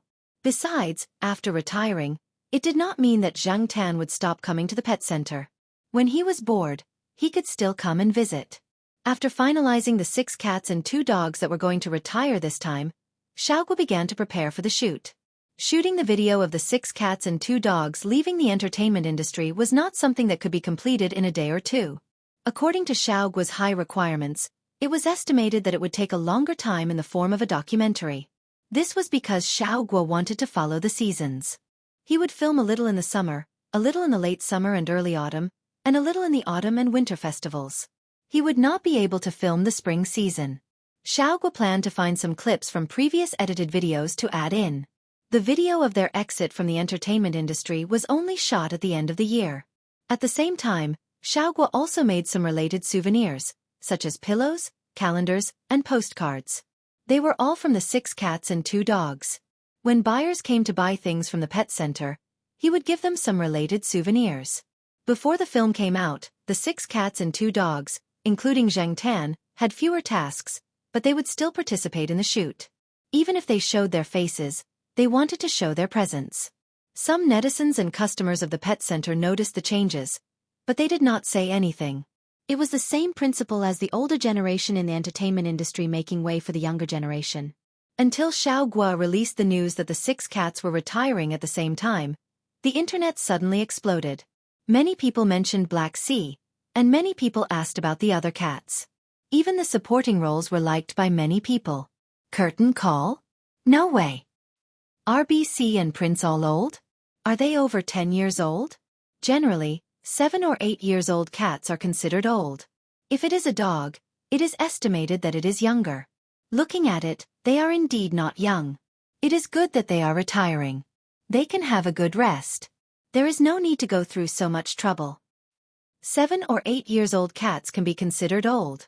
Nonsense. My cat is 12 years old, and it goes to the eaves every day to catch birds. My cat is 14 years old. I saw it catch mice the day before yesterday. However, everyone was just complaining, and they felt very sorry. Many of them were old customers of the pet center, and they still had a deep impression of the first batch of cats and dogs, including Black Sea, because at that time, the pet center was not as mature as it was now, and it brought a lot of fun and benefits to many pet owners. In the blink of an eye, so many years had passed. When they were on the rise, mobile phones were not so popular, the internet was not so popular, and the pet center was just an unknown small shop. The equipment of the studio was simple, and Xiao Guo was anxious about the thousands of yuan shooting fees. Looking at the current situation, it had changed a lot. In the video of the curtain call, there were some unreleased NGs from the early days of shooting. There were pictures and videos of the 6 cats and 2 dogs, including Zhang Tan. Although Zhang Tan did not make many mistakes in the early days of shooting, the other cats and dogs would make mistakes. There were several scenes of Zhang Tan's helpless expression when the other cats and dogs made mistakes one after another, which amused the audience. On the screen, the cats would act out the character direction of the story according to the arranged roles, and the real-life scenes would tell others what the most real cats were like. Some cats were arrogant and looked like the flowers on the distant snow mountain, noble and not to be teased, but in fact, as long as you picked a weed and waved it in front of them, they would be attracted and become funny in a second. And some cats looked honest and harmless, kind and amiable, but in fact, when you wanted to get close to them and interact with them, you would find that no matter how much effort you put in, it would be useless. Instead, they would stand on a high place and look at you like you were an idiot. Not every cat was like Candy Peanut, who had the ambition to be the top cat in the cat world, fighting outside all day long. After fighting the big cats, she would fight the small dogs, and after fighting the small dogs, she would fight the bigger dogs. Occasionally, she would bring back a few gifts, such as birds, grasshoppers, fat mice, and so on. More urban pet cats lived in small places, and they were more indoors. The former prince would routinely jump on the long wooden board tied with a circle of hemp rope after eating every morning. He would scratch from the front to the back, and no matter who called him, he would ignore it. Anyway, he was full, and in his opinion, nothing major would happen in his cat life, so he was indifferent to the outside world. After scratching, he would find a comfortable place to take a nap. Now, after eating, he would find a soft place where he could bask in the sun and close his eyes to take a light nap. Of the two dogs, Zhang Tan had known the old dog for many years, the Golden Retriever Lord, who had won many awards in pet shows. Its head picture was still used as the outer packaging picture of some dog food produced by the store. In the past, it ran energetically on the grass and jumped high to catch the frisbee. Now, it could only hold its own rice bowl, and couldn't jump even if it wanted to. The other male dog, who was older than Lord, used to pee along the way when he was taken out for a walk. Through the pheromones in the urine, he would tell other dogs his age, gender, and status, and leave his name card. After seeing a good object suitable for marking, it would raise one of its hind legs and pee a few drops of dog urine at the target, proudly dig the ground a few times, growl a few times, and then find the next target suitable for marking, which could be a straight tree or a fire hydrant on the side of the road. Now, when it went out for a walk, it looked more lazy. It didn't look for targets to mark as frequently as when it was young, and it didn't have so much strength to raise its leg. However, if there were other younger male dogs around, it would still pee with one of its hind legs raised high to prove that it was not old. Every cat or dog had its own story and life path. Xiaogua integrated his own summary into the film, and let everyone review the changes and contributions of the 8 dogs from the beginning to the present. Of course, Xiaogua also used some artistic techniques to reasonably exaggerate and render it to achieve a better effect. The last scene of the film was a long road. Zhang Tan was walking on the road, stepping on the withered and fallen sycamore leaves, and gradually walking away. The last scene was taken by Xiaogua at Tsinghua University. Zhang Tan was walking on the campus main road with tall sycamore trees on both sides that were closest to the eastern courtyard. During the filming, Zhang Tan had an illusion that he would really be old as he walked like this. His life, including his cat life, was only 30 years old. Everyone had different people or things that were called classics in their hearts, and they were irreplaceable in their hearts. When people with different ideas talked about this topic, they could even have a bloody debate. First theory, then fists to determine who was the real classic. Their farewell performance also meant the end of an era. Just like how fans chased after their idols, the time when their idols existed symbolized an era, and when their idols retired, it opened up a new era. More new people would enter the eyes of fans, and more exciting and well-produced publicity and videos would replace the crude and low-budget videos of the past. They would also gradually replace the old and yellowed figures in their memories. However, after leaving the screen, the human celebrities would still have people to commemorate them. They had a huge fan base, and after a few years, many fans would still reminisce about them. After a little bit of manipulation, they would interview the retired celebrities, and they would bring everyone back to the glory of the past. However, when it came to cats, such situations were very rare. People often said that a generation was born in 10 years, but for cats and dogs, 10 years might be their entire lives. No matter how well they said it now, and no matter how many people liked them on the forum and urged them to stay, they were not human after all, and their influence was limited. After another 1 or 2 years, perhaps there would be very few people who would remember them. However, compared to dogs, cats might not care. Just as some people once said, in fact, many cats could tell at a glance whether you liked them or not. The problem was that they did not care at all. They did what they wanted, and they did what they wanted. They stayed at home on a rainy day and basked in the sun on a sunny day. In high-walled courtyards, luxurious villas or street shops, warehouse workshops, or even some more ordinary families, they used their own ways, just like hundreds of years ago, to go back and forth between talents and beauties, to pass through the slums and the rich areas, and to pass by people they knew or didn't know. It was a relatively short time. People had fun, cats had fun, and life was more fun. Chapter 423. Now that Zhang Tan had left the pet center, he didn't need to worry about the pet center anymore. All the pictures of Black Sea on the internet were from the past. When Zhang Tan went online, he found that his pictures were appearing less and less. Instead, they were replaced by the new generation of cat celebrities at the pet center. There were all kinds of cats with sharp chins, round chins, long hair, short hair, skinny and fat balls, and cute and handsome cats. Soon, they attracted the attention of new and old customers and netizens. Gradually, people stopped talking about the older generation of cats that had left the pet center. Zhang Tan was a little unhappy at first, but soon he didn't care. He didn't plan to make a living out of this anyway. However, since there were no more missions, Zhang Tan started to feel bored. This was a psychological thing. Should he go out and visit people? But everyone seemed to be busy with their own things. Later, Zhang Tan didn't want to disturb them. Zhang Tan didn't want to stay at home all day long. He didn't want to stay idle at home, because when he was free, he wanted to sleep. He didn't sleep as lightly as he usually did with Sheriff Depang and the others. He slept very deeply and couldn't be woken up. He slept for a few hours to half a day. Compared to the beginning, it wasn't a long time, but it happened too often.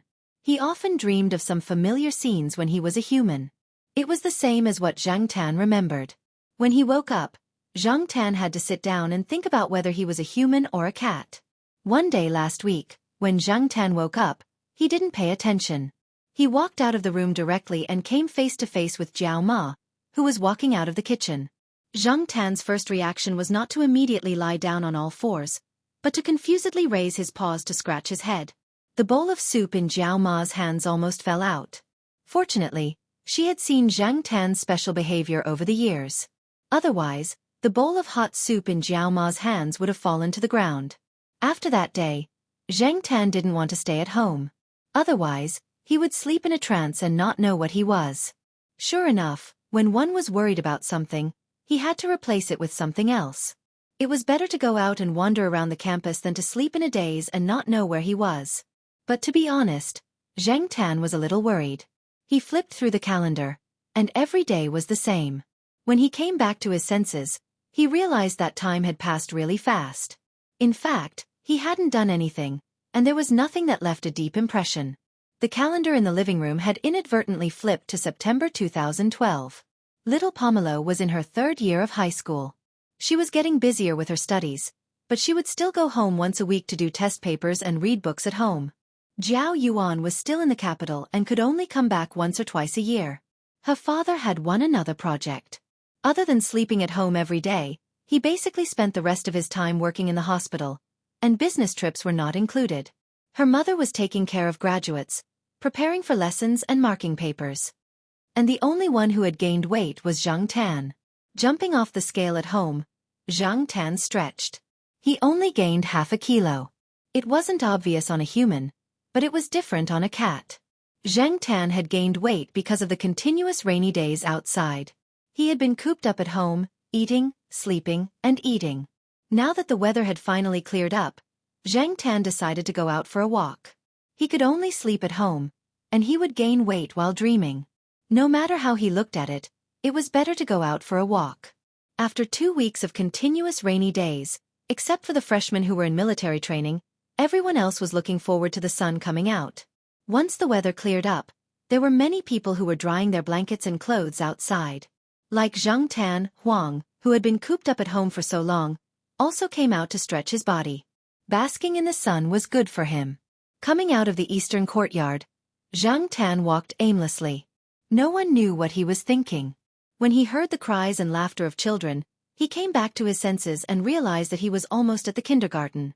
At the kindergarten, after Zhua Xiaomao left, 2 people called Brother Black came, Wei Xiaopang and Yuan.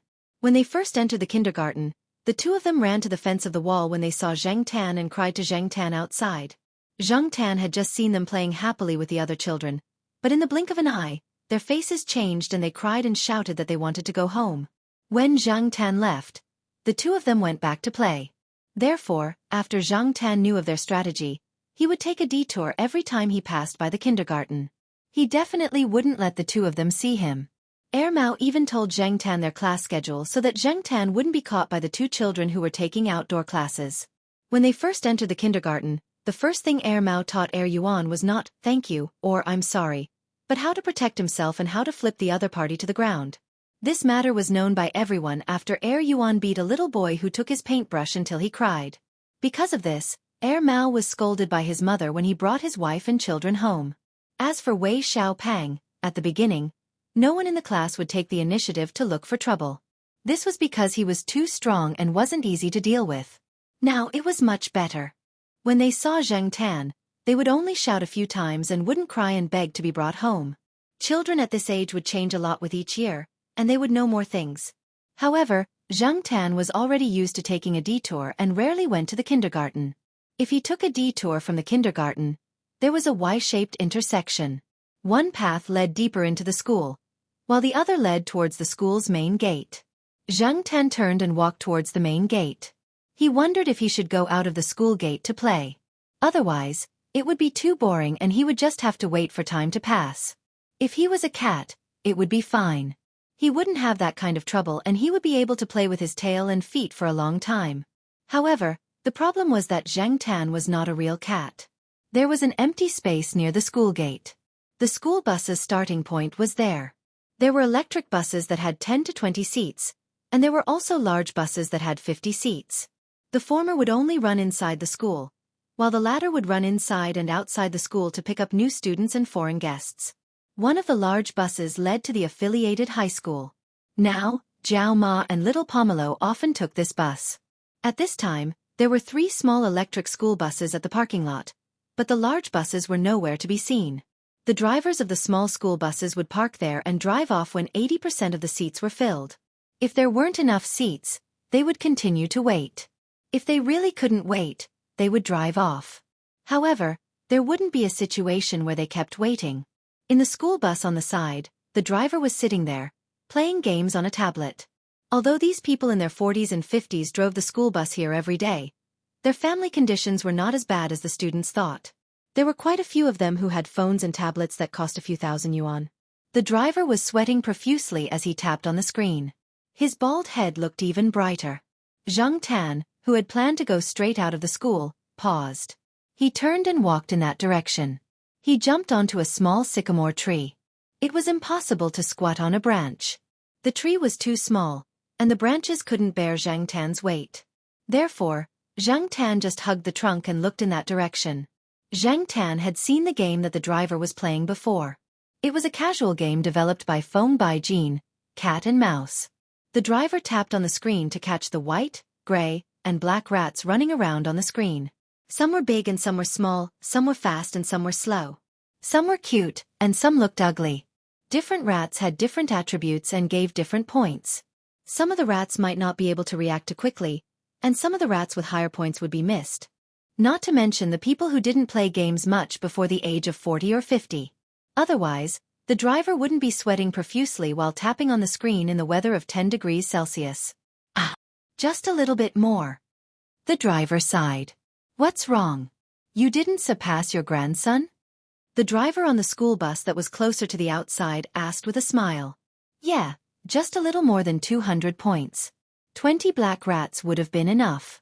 Sigh, I'm old, and I can't keep up with the young people. Even my grandson who just started primary school plays better than me. The bald driver sighed and was about to raise his head 45 degrees in sadness when he saw a black cat on the tree next to him, staring at him. Hey, black cat, come over here. The bald driver waved happily. Come, let's play together.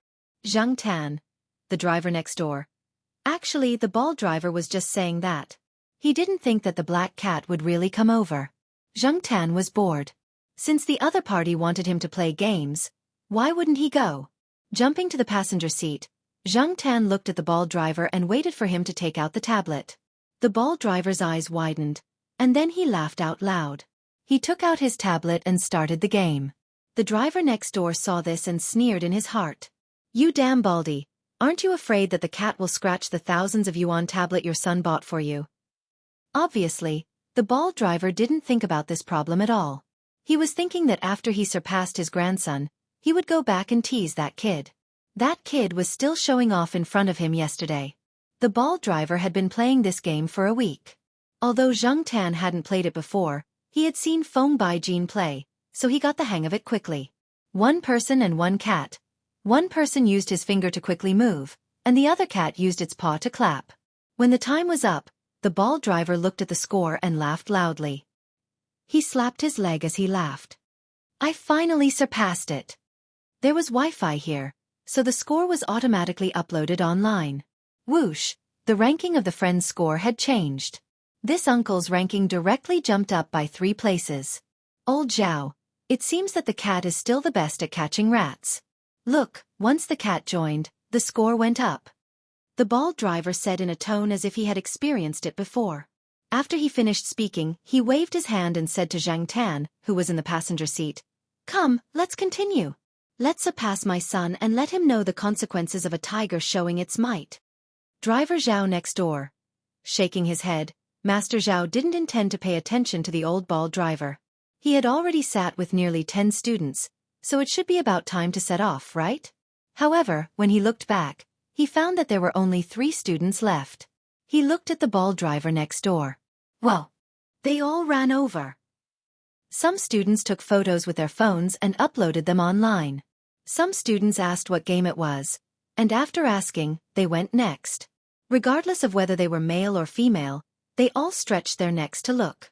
Since the police cat incident at the New Boy concert, there hadn't been any interesting news in the school.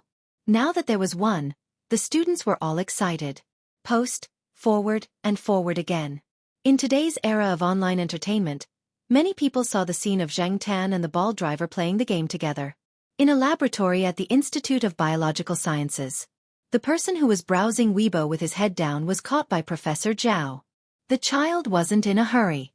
He smiled flatteringly and opened the Weibo post he had just seen. Then, he faced Professor Zhao and raised his large screen phone. "Boss, look. Is this yours?" Chapter 424. Zhang Tan didn't expect to be so popular after leaving the pet center. Although he wasn't as popular as when he was the sheriff, he still heard students talking about him every time he went out. Zhang Tan didn't feel much about it, and the Zhao family didn't do anything about it either. After all, this incident didn't have a big impact, and it didn't cause any trouble. At most, they would take a few more photos. Whenever Zhang Tan went out, she would still wander to the school bus stop and play the game with the bald driver. Because of that, the bus that Zhang Tan was in was always full. If not for the fact that the contract with the school stated that there would be a fine for overloading the bus, the bald driver would have overloaded the bus every time. Sometimes, Zhang Tan didn't go, but the students who often took the school bus already knew the bald driver. If they had a choice and weren't in a hurry, they would prefer to go to the bald driver's bus. Some of the more open-minded students even chatted with the driver, such as, "Did you break the game record? Let's add each other in the game to compare the score. Did the black cat come today?" And so on. Then they would take out their cell phones and check Weibo. "Look, I'm on this bus again today. Too bad I didn't see the black cat." The bald driver's good business made the rest of the team jealous, but what could they do? It was their fault that they didn't have a cat. When Zhang Tan was in a good mood, he would take the bald driver's bus and run around the campus. During breaks, the bald driver would share the bread in his bag with Zhang Tan.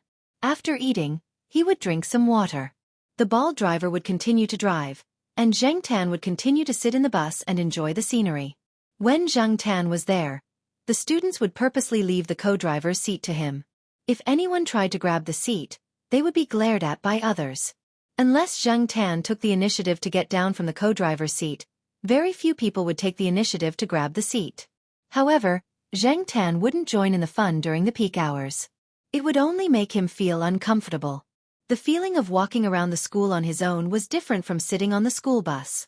When Zhang Tan was too lazy to run by himself, sitting on the bus and enjoying the scenery was also good. Zhang Tan got out of the car at an intersection. This place was relatively remote. Usually, no one would get on or off here. But today, an old lady and her grandson were waiting by the side and waving. There were no seats left on the car. Zhang Tan got off the car directly and gave the seat to the old lady and her grandson. Moreover, Zhang Tan also wanted to take a look at the old tile-roofed house. The cell phone was still hidden here.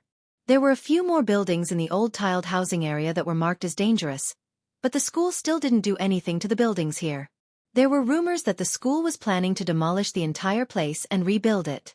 However, it would probably take 1 or 2 years, or even longer. In any case, Zhang Tan still hid his phone in the same place before this area was demolished. Lu Ba and Jean Gue received a big order and went to do the task together. There was no news from them in the past 2 months. Before Lu Ba left, She replaced Zhang Tan's cell phone with a new one.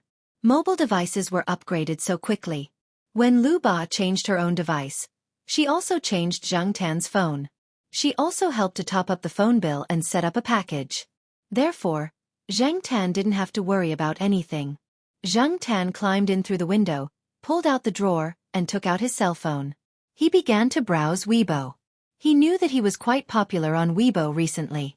Every time he turned on his cell phone, he would show off. Then, he would comment on the angle of the new photos taken by the student and select a few to forward. From the day of registration until now, Zhang Tan's account had posted a lot of Weibo. Browsing through Weibo, Zhang Tan saw a student advocating the doomsday theory. Well, rumors of doomsday had been circulating this year, especially at the end of the year. All kinds of rumors were flying everywhere. Some were debating, some joined in the fun, and some took the opportunity to promote the doomsday survival suit. Zhang Tan noticed a netizen with the ID, teasing you muhaha. Recently, his Weibo posts were basically about the doomsday, such as, how to spend money when the doomsday is coming, it's over if you don't go crazy, N ways to die in the doomsday, and so on. After scrolling through a few posts, Zhang Tan's hands were itchy. He replied to the new Weibo post with, teasing. The other party's reply was also very fast.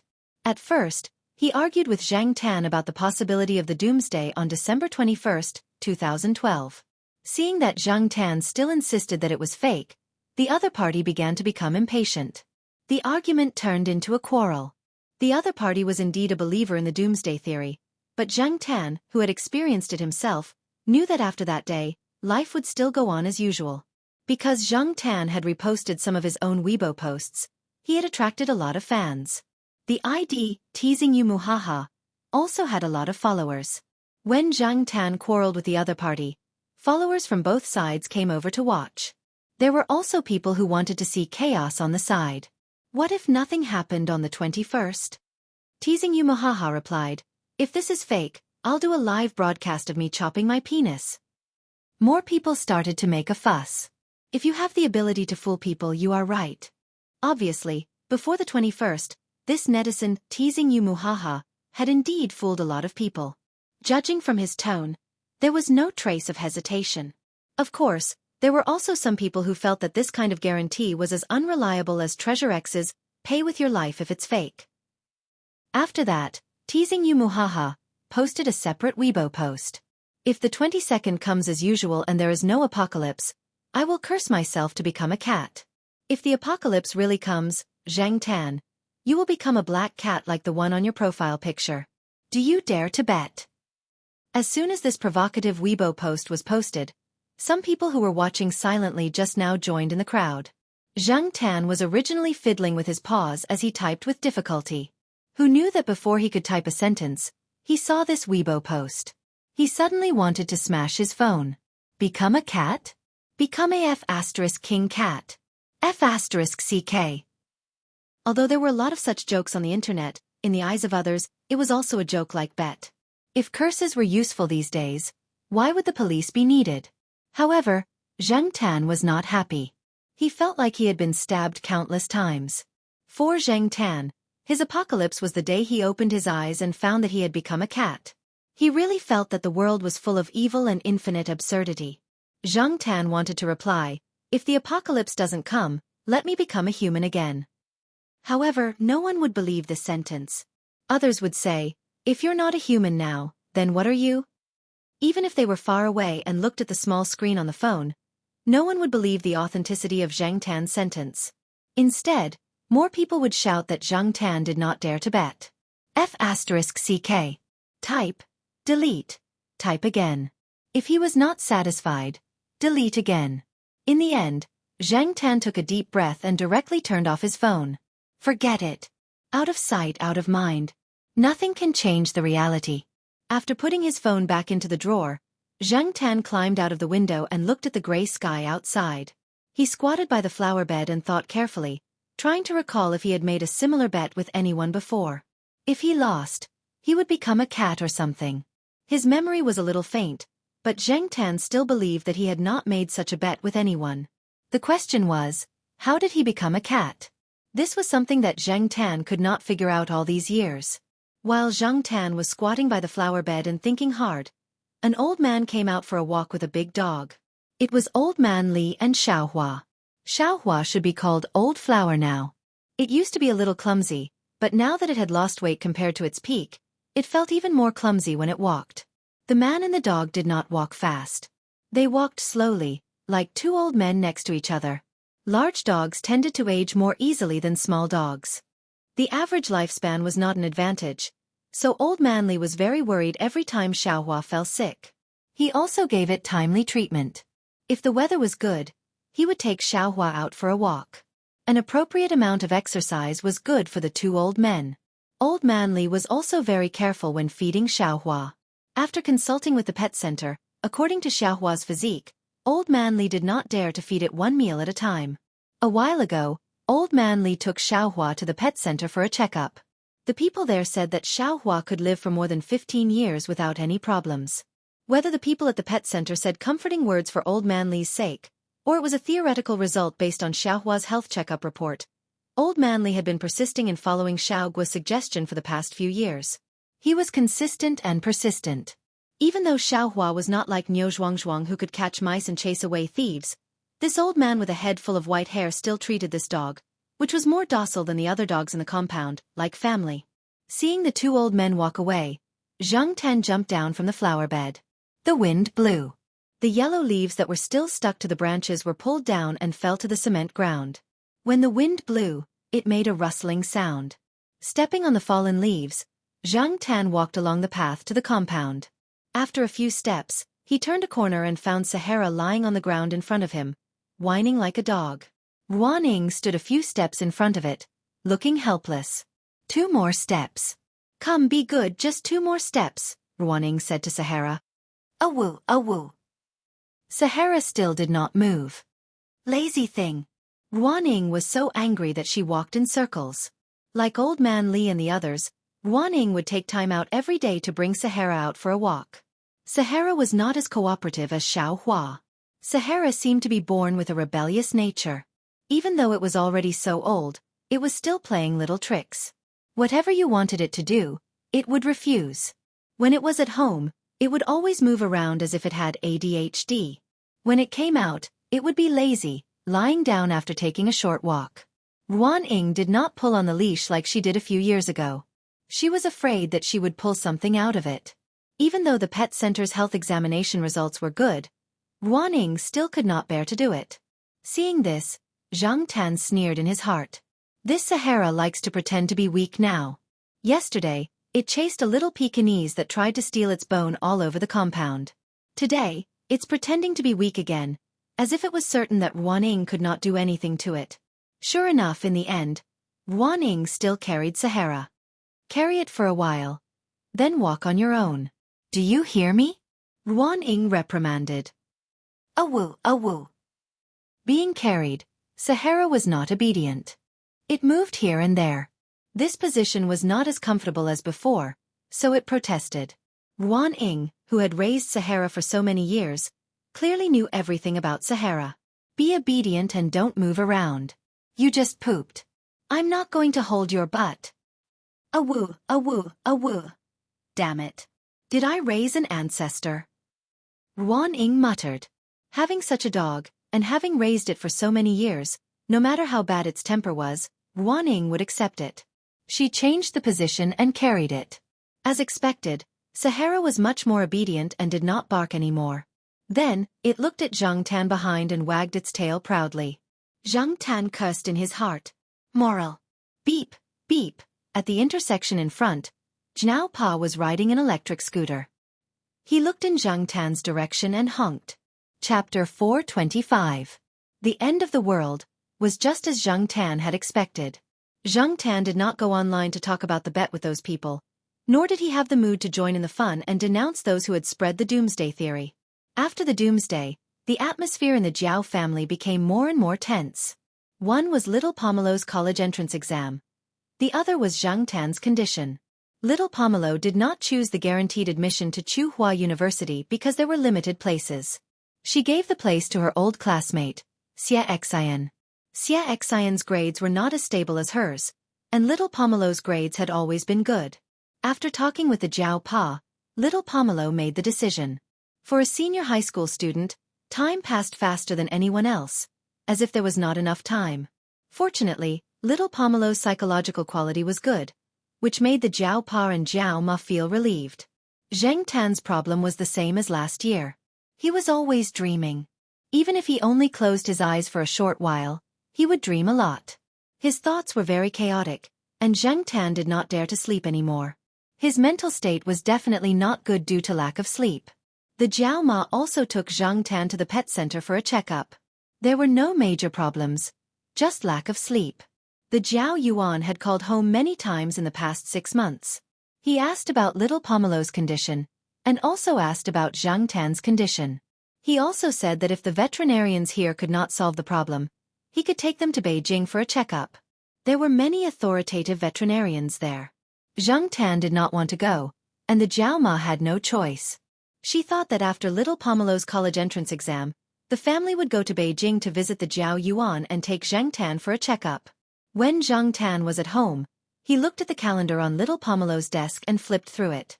He tried to recall the time when he became a cat. It was around June, but he couldn't remember the exact time. It had been 10 years, so who would still remember? Moreover, Zheng Tan had been living a chaotic life back then. He didn't really remember the date.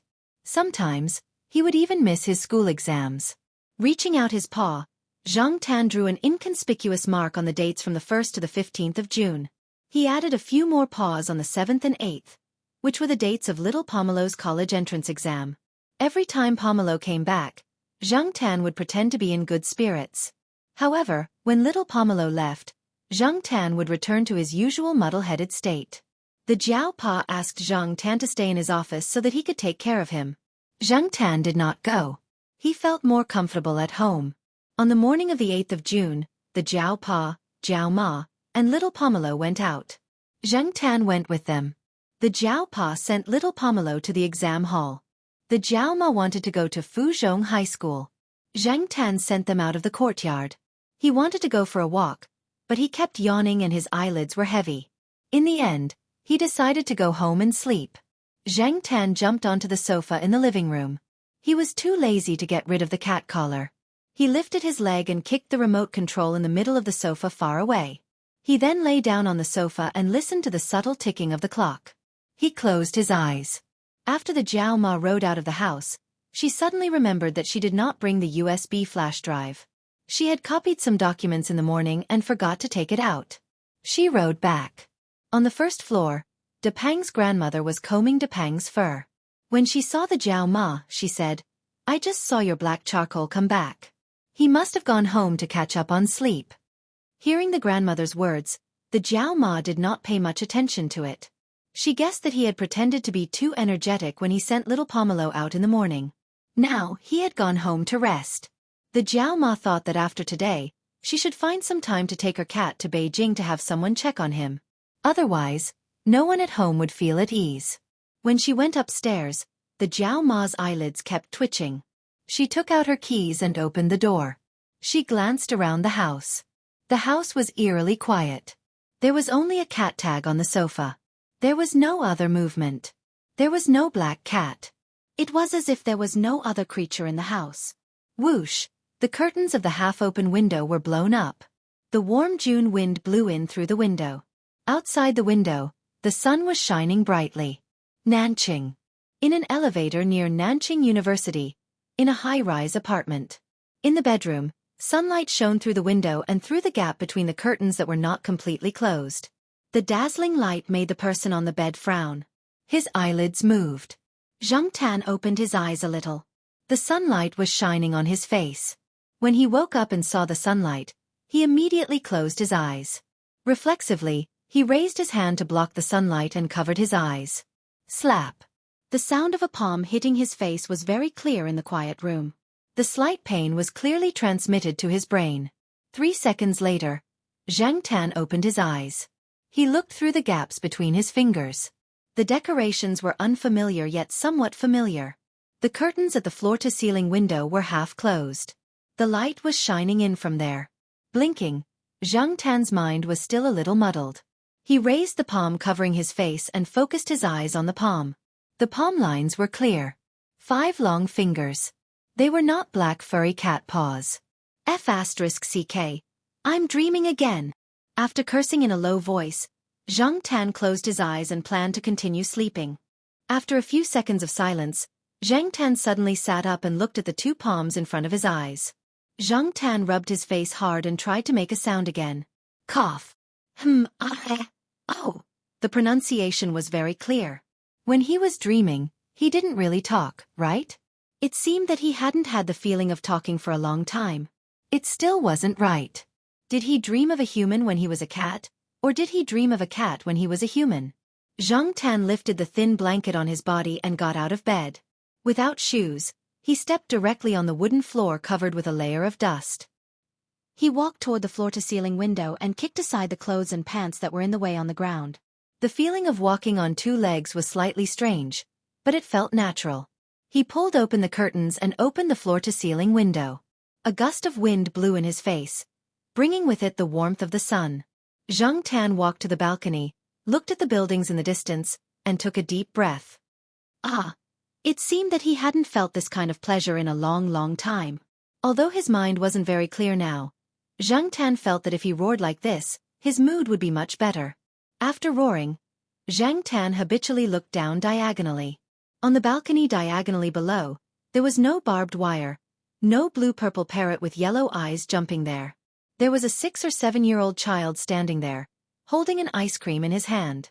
Probably because Zhang Tan suddenly roared like this, he was a little scared. He looked up at Zhang Tan in a daze, and didn't even notice that the ice cream had melted and dripped to the ground. Retracting his gaze and looking into the distance, Zhang Tan roared again. This roar was longer than the previous one. It was hysterical.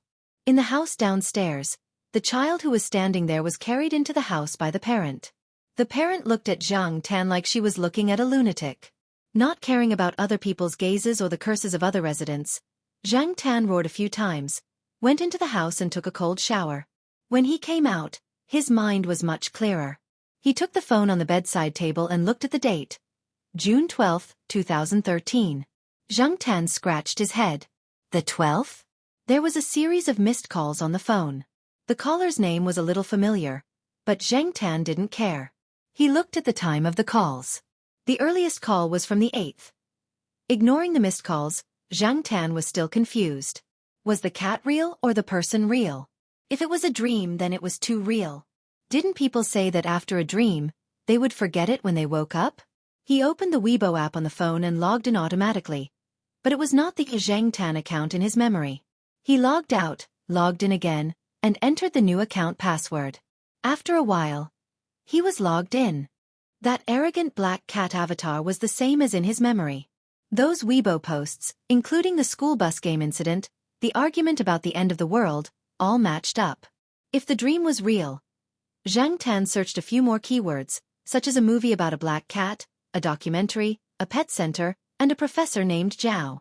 They were all exactly the same as in his memory. On the small phone screen, there were many familiar pictures, and each of them overlapped with his memory. Zhang Tan had a headache just looking at them. What the F***ck is going on? Throwing the phone aside, Zhang Tan thought hard, trying to figure out the reason.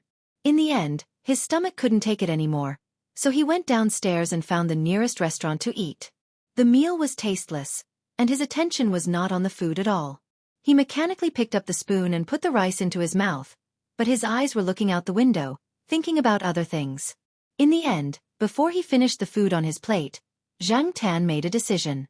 He couldn't book a plane ticket now, and he couldn't book a train ticket.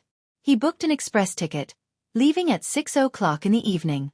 He would arrive in Chuhua City at 6 o'clock in the morning. Since he couldn't figure it out, he would go and find the answer. When he left the restaurant and walked back, he passed by a small barber shop.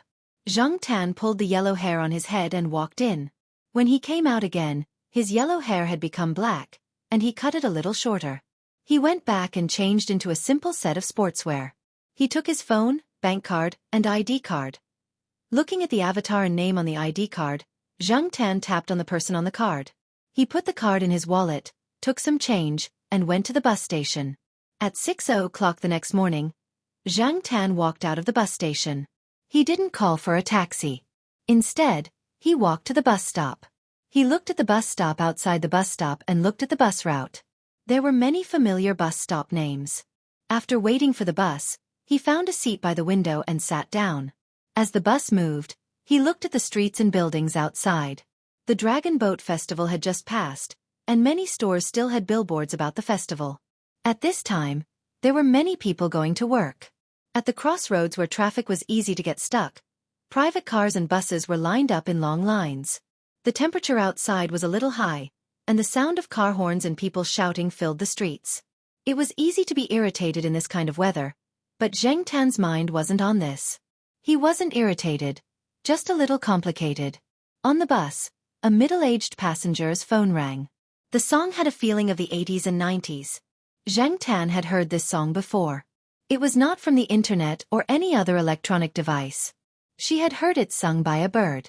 Zhang Tan felt as if she was looking at that cheap bird with yellow eye circles, swaying its head and singing. Some songs that were once looked down upon were like treasures when one recalled them many years later. The time of the song, the people, the things, and the emotions it triggered could always make one reminisce for a long time.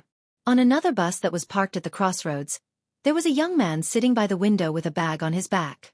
He was munching on a bag of steamed buns in his hand. Noticing that Zhang Tan was looking at him, he looked over as well. Separated by 2 layers of windows and the reflection, the other person's expression couldn't be seen clearly. The right turn sign lit up, and Zhang Tan's bus went first. As the bus moved, for a moment, Zhang Tan saw the other person's expression and the confusion in his eyes. But soon, the 2 buses went further and further away. When the street became familiar, Zhang Tan's mood became more complicated. He was a little nervous, but also a little happy. On the side of the street, there was a young policeman who had just caught a thief. He was handcuffed and talking into the walkie-talkie. On the big screen in the commercial square, there was a movie trailer. It was directed by Kong Han, and the actors were Wei Wan, Xue Ding, Tao Chi. 2 stops away from the original destination, Zhang Tan got off the bus. Following the familiar road in his memory, when he passed the lakeside villa area, a 3-legged tortoiseshell cat ran from the opposite side of the street with a mouse in its mouth. It glanced at Zhang Tan, then nimbly jumped over the fence into the villa area. On the side of the road along the lake, a dark gray cat with black patterns that was obviously larger than the other cats was sharpening its claws on a willow tree. Without making a sound, Zhang Tan continued to walk forward. When he passed by the affiliated hospital and a small grocery store, Zhang Tan looked over. The store manager with a mean face sat behind the counter with a cigarette in his mouth and ordered the employees to move the goods. A white cat sat on the shelf and looked at the passers-by with sharp eyes. Entering from the side door at the edge of the Tsinghua University campus, Zhang Tan walked along the wall. Next to a tall tree, on the inconspicuous wall, lines of crooked pencil-written words entered his eyes. Black charcoal. Zhang was here, December 12, 2009. September 9, 2010. February 28, 2011. There was an abstract sun at the end. Zhang Tan raised his finger and touched the words. There was some black pencil on his finger. Twiddling her fingers, Zhang Tan walked along the small path beside her. She walked past the small forest, past the old tile-roofed house, the familiar houses, the familiar lawn, the small path that she could recognize even with her eyes closed, and the courtyard. The east courtyard's guard uncle had sharp eyes.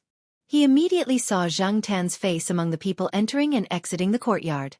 "Hey you, who are you looking for?" The guard uncle leaned out of the window and pointed at Zhang Tan. "I'm looking for Professor Zhao, who lives on the 5th floor of Building B," Zhang Tan said as he walked over. "Oh, Professor Zhao's house? He's not here. He should be at the Institute of Biological Sciences. But his cat went missing a few days ago. The whole family is looking for it like crazy. Young man, do you have any clues about his cat? It's a pure black cat. It's so big. It's called black charcoal. Have you seen it before?" The guard uncle asked anxiously. "I've seen it before." After a pause, Zhang Tan added, "It's a very handsome cat." Hearing Zhang Tan's answer, the light of hope in the guard uncle's eyes dimmed again. He didn't say anything else and waved his hand, indicating that Zhang Tan could go in. Taking a deep breath, Zhang Tan stepped in. A middle-aged woman carrying a basket of vegetables in and out glanced at Zhang Tan. She was probably guessing Zhang Tan's background in her heart. Near the courtyard's entrance, on a bench under the shade of a tree, Old Man Li and Old Man Yen were chatting with Little Flower and Niu Zhuangzhuang. The two old men only glanced at Zhang Tan and didn't look at him again. Instead, Little Flower and Niu Zhuangzhuang's eyes followed Zhang Tan's movements. Niu Zhuangzhuang's small triangular eyes didn't have its usual fierceness. Ruan Ying led Sahara out, and when he passed by Zhang Tan, Sahara bit at Zhang Tan's feet at lightning speed. That speed was completely different from the way he usually pretended to be weak. It didn't use much strength, so it wouldn't bite his foot. However, the bite wasn't light either. It left a few deep teeth marks and saliva on Zhang Tan's sneakers. Ruan Ying didn't expect Sahara, who usually didn't bite, to suddenly do that. She quickly apologized to Zhang Tan and offered compensation. Zhang Tan smiled and refused. When Ruan Ying scolded Sahara and left, Sahara turned back to look at Zhang Tan. Its eyes were slightly provocative, and its tail was wagging proudly. Zhang Tan glared at it. Sahara, just you wait. I promise I won't beat you to death. When he arrived at Block B, Zhang Tan's heart was beating faster. He was thinking about whether to press the door number on the door or call for someone. At this time, the old lady on the first floor brought the fat dragonly cat to the balcony. When she saw Zhang Tan, the old lady asked Zhang Tan curiously who he was looking for. She also asked Zhang Tan if he had seen a black cat. After Zhang Tan answered, the old lady's face was full of regret. His family isn't home. You can go to the Institute of Biological Sciences to look for Teacher Zhao. Pomelo should be there too. It's a pity about black charcoal. The Zhao family is crying because of him. That kid Zhao Yuan even came back last night. Xiao Gu's eyes were still red when he went to work today. Sigh, what kind of situation is this? The old lady lamented, but De Pang stared at Zhang Tan. Zhang Tan reached out his hand. De Pang looked at the old lady and walked over. The old lady was surprised. Young man, you've been here before?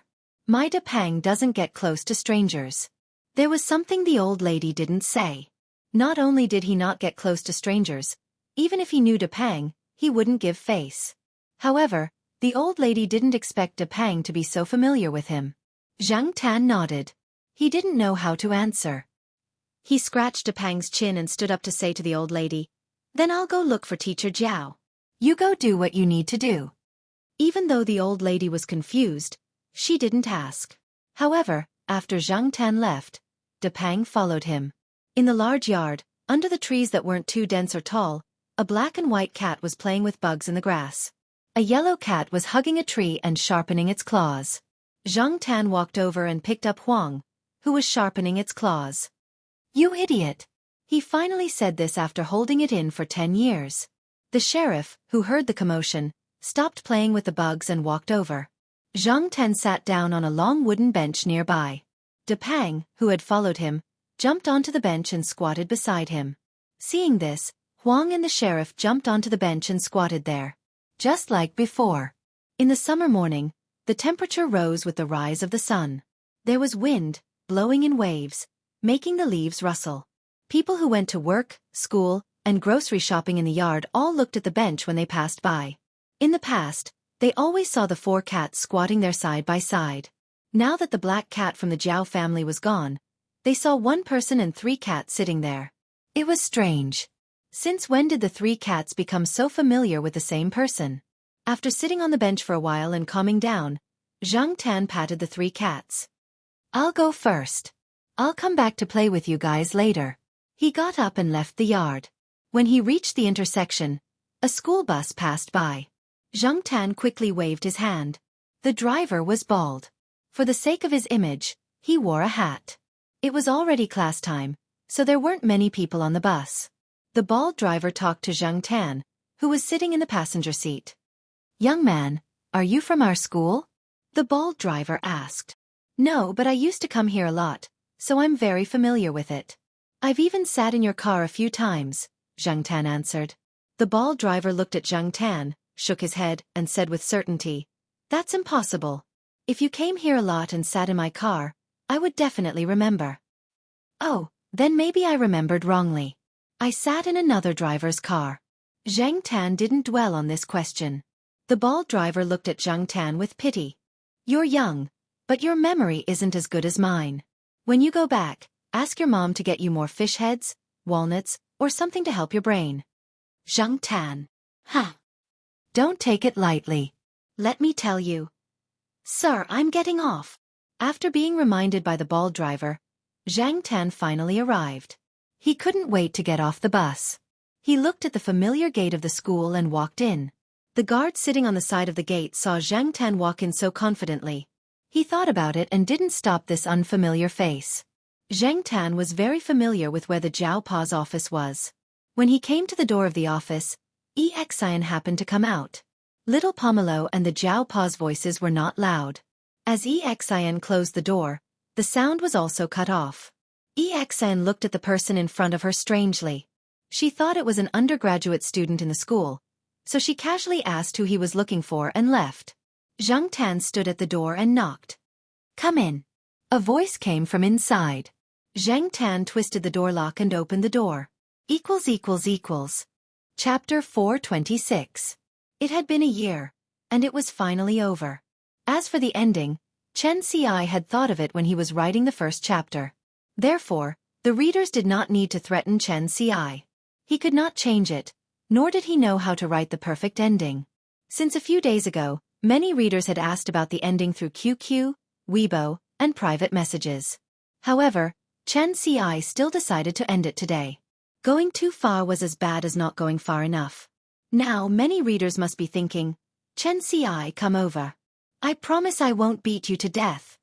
Once a reader said, Chen Ci, you abuse the readers. Out of 365 days in a year, you don't update for 300 days. Another reader said, Chen Ci, do you know how many readers have turned into nocturnal animals and lunatics because of this book? Previously, after telling a friend about the ending, that friend said, Chen Ci, not only do you abuse the readers, you also abuse the protagonist. I know you don't talk much, but which book's protagonist only speaks in the last chapter? Ors, I'm really sorry to everyone. After today, there would probably be people who would say, what happened to the explosion at the end? What happened to Xie Chen Ci would like to apologize to my beloved dog is called Wang Kai, Nyonyo Diandian cat, Yugi, Kasimfu, robot baby, and this is not Xiaoji. I can't do it. Dragging on, this was the ending. Speaking of his writing experience in the past year, it had not been very smooth. He had encountered many things. Sometimes, when he sat in front of the computer, he had to listen to nursery rhymes to prevent the negative emotions from during the day from being brought into the novel. After all, this was a light-hearted novel. His hand speed was not fast to begin with, and there was a buffer time, so it was even slower. Watching TV and movies, he felt that heroes and people who did good deeds without leaving their names did not exist in reality. After all, society was driven by benefits. Chen Ci had encountered many things, both in life and work. Sometimes, when everyone was in a deadlock, they would fight to the death for small benefits. Therefore, Chen Ci used black charcoal to write some things and adjust his mood. However, he did not expect so many people to support him. Thank you to the 9,000 readers who have subscribed to my book, and thank you to the readers who voted and tipped me. Hui Mao was a niche novel and was destined not to be long. It also did not have many clicks, but it had over 700,000 recommendation votes. This was something Chen Ci had not expected. Without you, Hui Mao wouldn't have achieved today's results. Thank you, feline friends. I also have to thank editor Lai Shou for giving Hui Mao so many recommendations. As for the new book, I haven't written it yet. I'll talk about it after resting for a while, at least for a month. When the time came, it would be notified in the books of Hui Mao and Star Hunter. It would also be explained on Xinlong's Weibo. Readers who liked the style of speeches could pay attention to it when the time came. Physical publishing, movies, animation, and so on would also be notified on Weibo. Everyone, let's meet at the next intersection. It was late at night. Time to sleep.